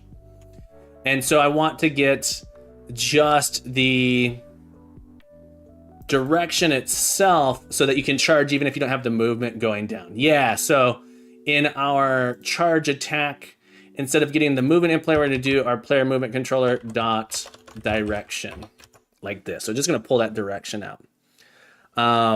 Oh, I love Dragon Spirit Games Incredibro. Thank you so much for sharing that with me. Dragon Spirit Games is one of my favorite people as well. So I'm glad the feeling is mutual. First language Java, but the university taught me Java, and then I went to learn some C. I'm a big fan of C. I haven't done much C. All right, so let's make sure. There we go. So now if I'm not moving, I can still get that charge in. Let's add a little cooldown. I'm gonna add a little cooldown for our charge here. Let's get it to player animation. What was the trigger I made for it? The trigger was charge. Okay, so when we do our charge attack, if we're not charging, we need to have like a can charge as well. Hang on, I wanna make sure. I don't know why. that got disallowed. That was weird. Off target. I'm currently on a website that has 2 counters, and this is the current number on the counter. Website name here has messages, chat, phone. I realize based on this count, there is roughly 1.25% chance that you get help. I'm confused. I see you're saying that many people got help. No, Jimmy, I'm not gonna do that. No, we're not gonna do that. You gotta be a part of my community first. You gotta be a part of the community first. Thank you so much for asking though. Here's what I'll say, Jimmy, is that I'm all about self-promotion, but if your first message is, hey, can you promote my YouTube channel? The answer is going to be no. If you hang out in the community, if your YouTube channel is similar to what we're doing here, if it's related, share your projects. Absolutely. Join the Discord. There's a place for you to share it there. I have a monthly showcase where I let people show off what they're working on stream with me. You join the Discord, talk with us, hang out, get to know the community, and then absolutely, if your project is something that's related to what we're doing, I love sharing what the community is doing. I love giving shout outs to everybody here who are doing really cool things, but just don't make that your first message. That's what I'll say. Little advice, don't make it your first message. Be a part of a community first and then ask. But thank you for asking instead of just posting it there. Okay. Teacher mode enabled. What are the cool things? The Lumen. Welcome to the stream. Oh, gotcha. Well, welcome to Twitch. Jimmy, welcome to Twitch. No problem. I'm just advice. Just advice in general is get involved with the community. I'm glad you're here. I hope you're having fun. I hope you're enjoying what we're working on. Lumen, how the heck have you been? What have you been working on? What have you been working on? Jimmy, tell us about your project though. Tell us what are you working on? What is your YouTube channel about? And then maybe we'll talk about it a little bit. What do you do? We gotta know. I want to add a cooldown. Oh, I wanted to make it so that way we're gonna do our animation player.animator.set trigger charge. All right, so now the charge will play like this.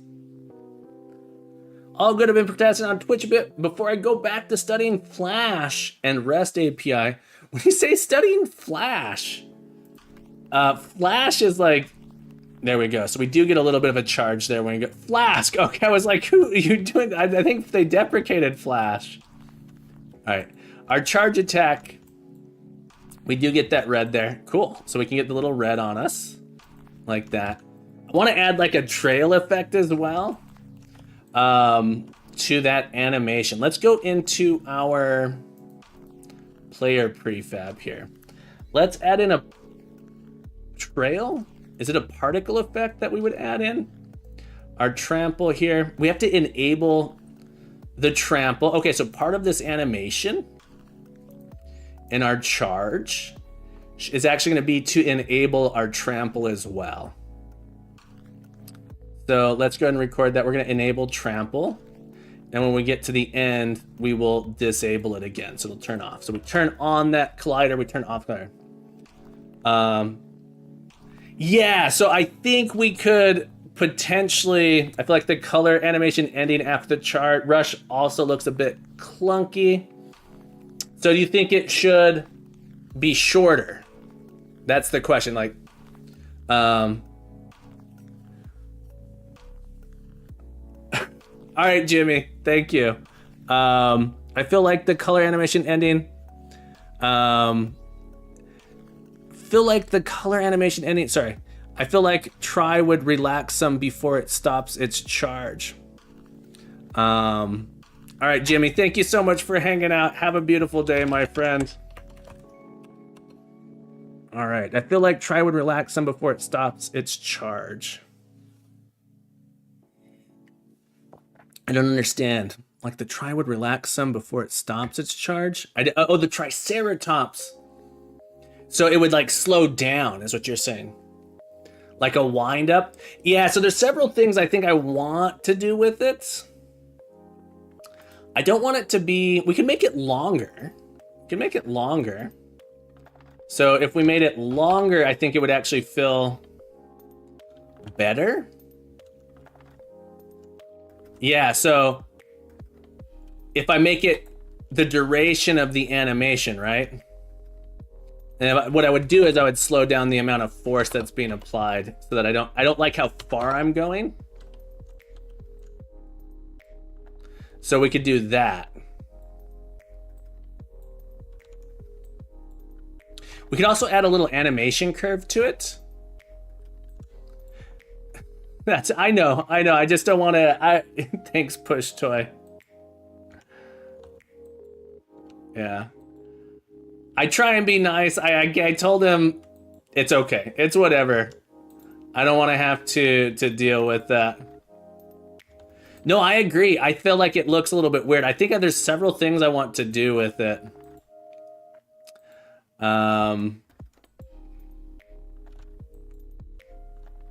Yeah.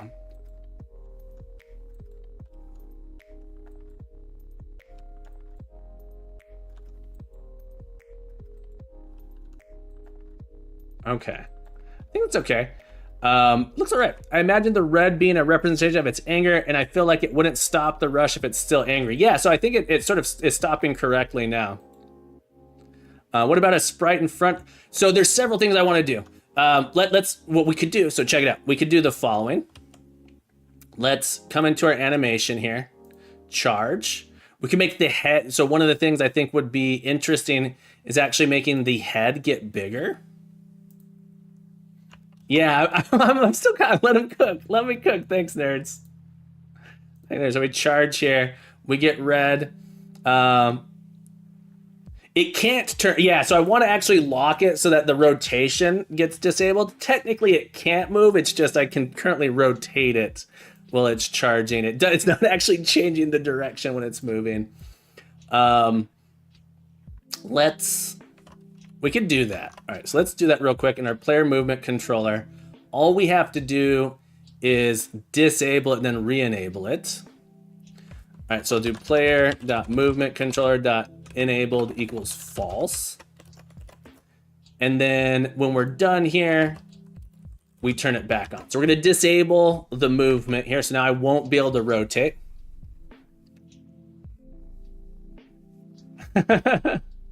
It dims on charge, makes it easier to see. There's a bunch. I really want to add particle effects. Oh no, okay. Now the charge force is way too much. There we go. So the movement controller was like changing the velocity on us. Okay.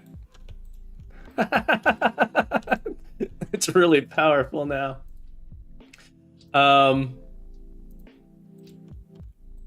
Too fast. What do you guys think? Too fast? You think it's too fast? It might be too fast.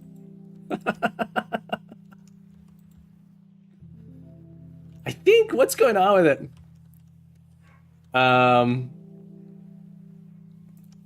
Let me put this at 0 just to make sure. No, something else is going on with the charge here.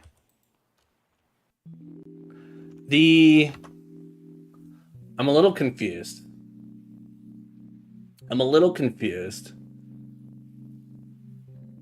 Just a little bit. Oh, I'm editing the prefab. Oh, I didn't change any of the values. I'm editing the prefab. There we go. Oh, okay. Let's make this. Let's go into the prefab, but let's actually come back to our player here. We're gonna say that use the prefab. Apply prefab. Now, if we go into our prefab, here we go. 50. 1. Now it's gonna feel like it yeah, that's gonna feel way better.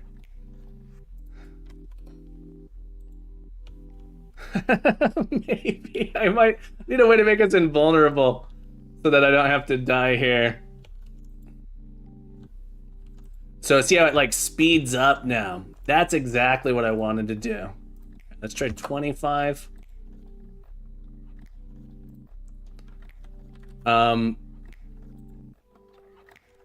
This is interesting. Definitely the speeding up feels better. I think I need to make an animation curve so that it applies the force and then slows down on the force application. So I think adding an animation curve so we can say, okay, well, it's gonna get fast and then slow down.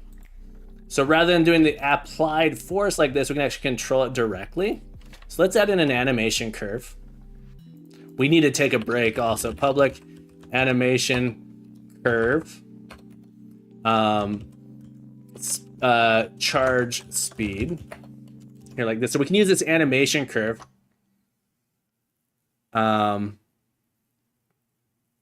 Well, I'm going to make the animation curve is a strong word. Animation curve is going to actually be, we're going to be able to create an arc for our velocity here. So rather than having this charge force, we're going to say, oh, this is how the speed goes.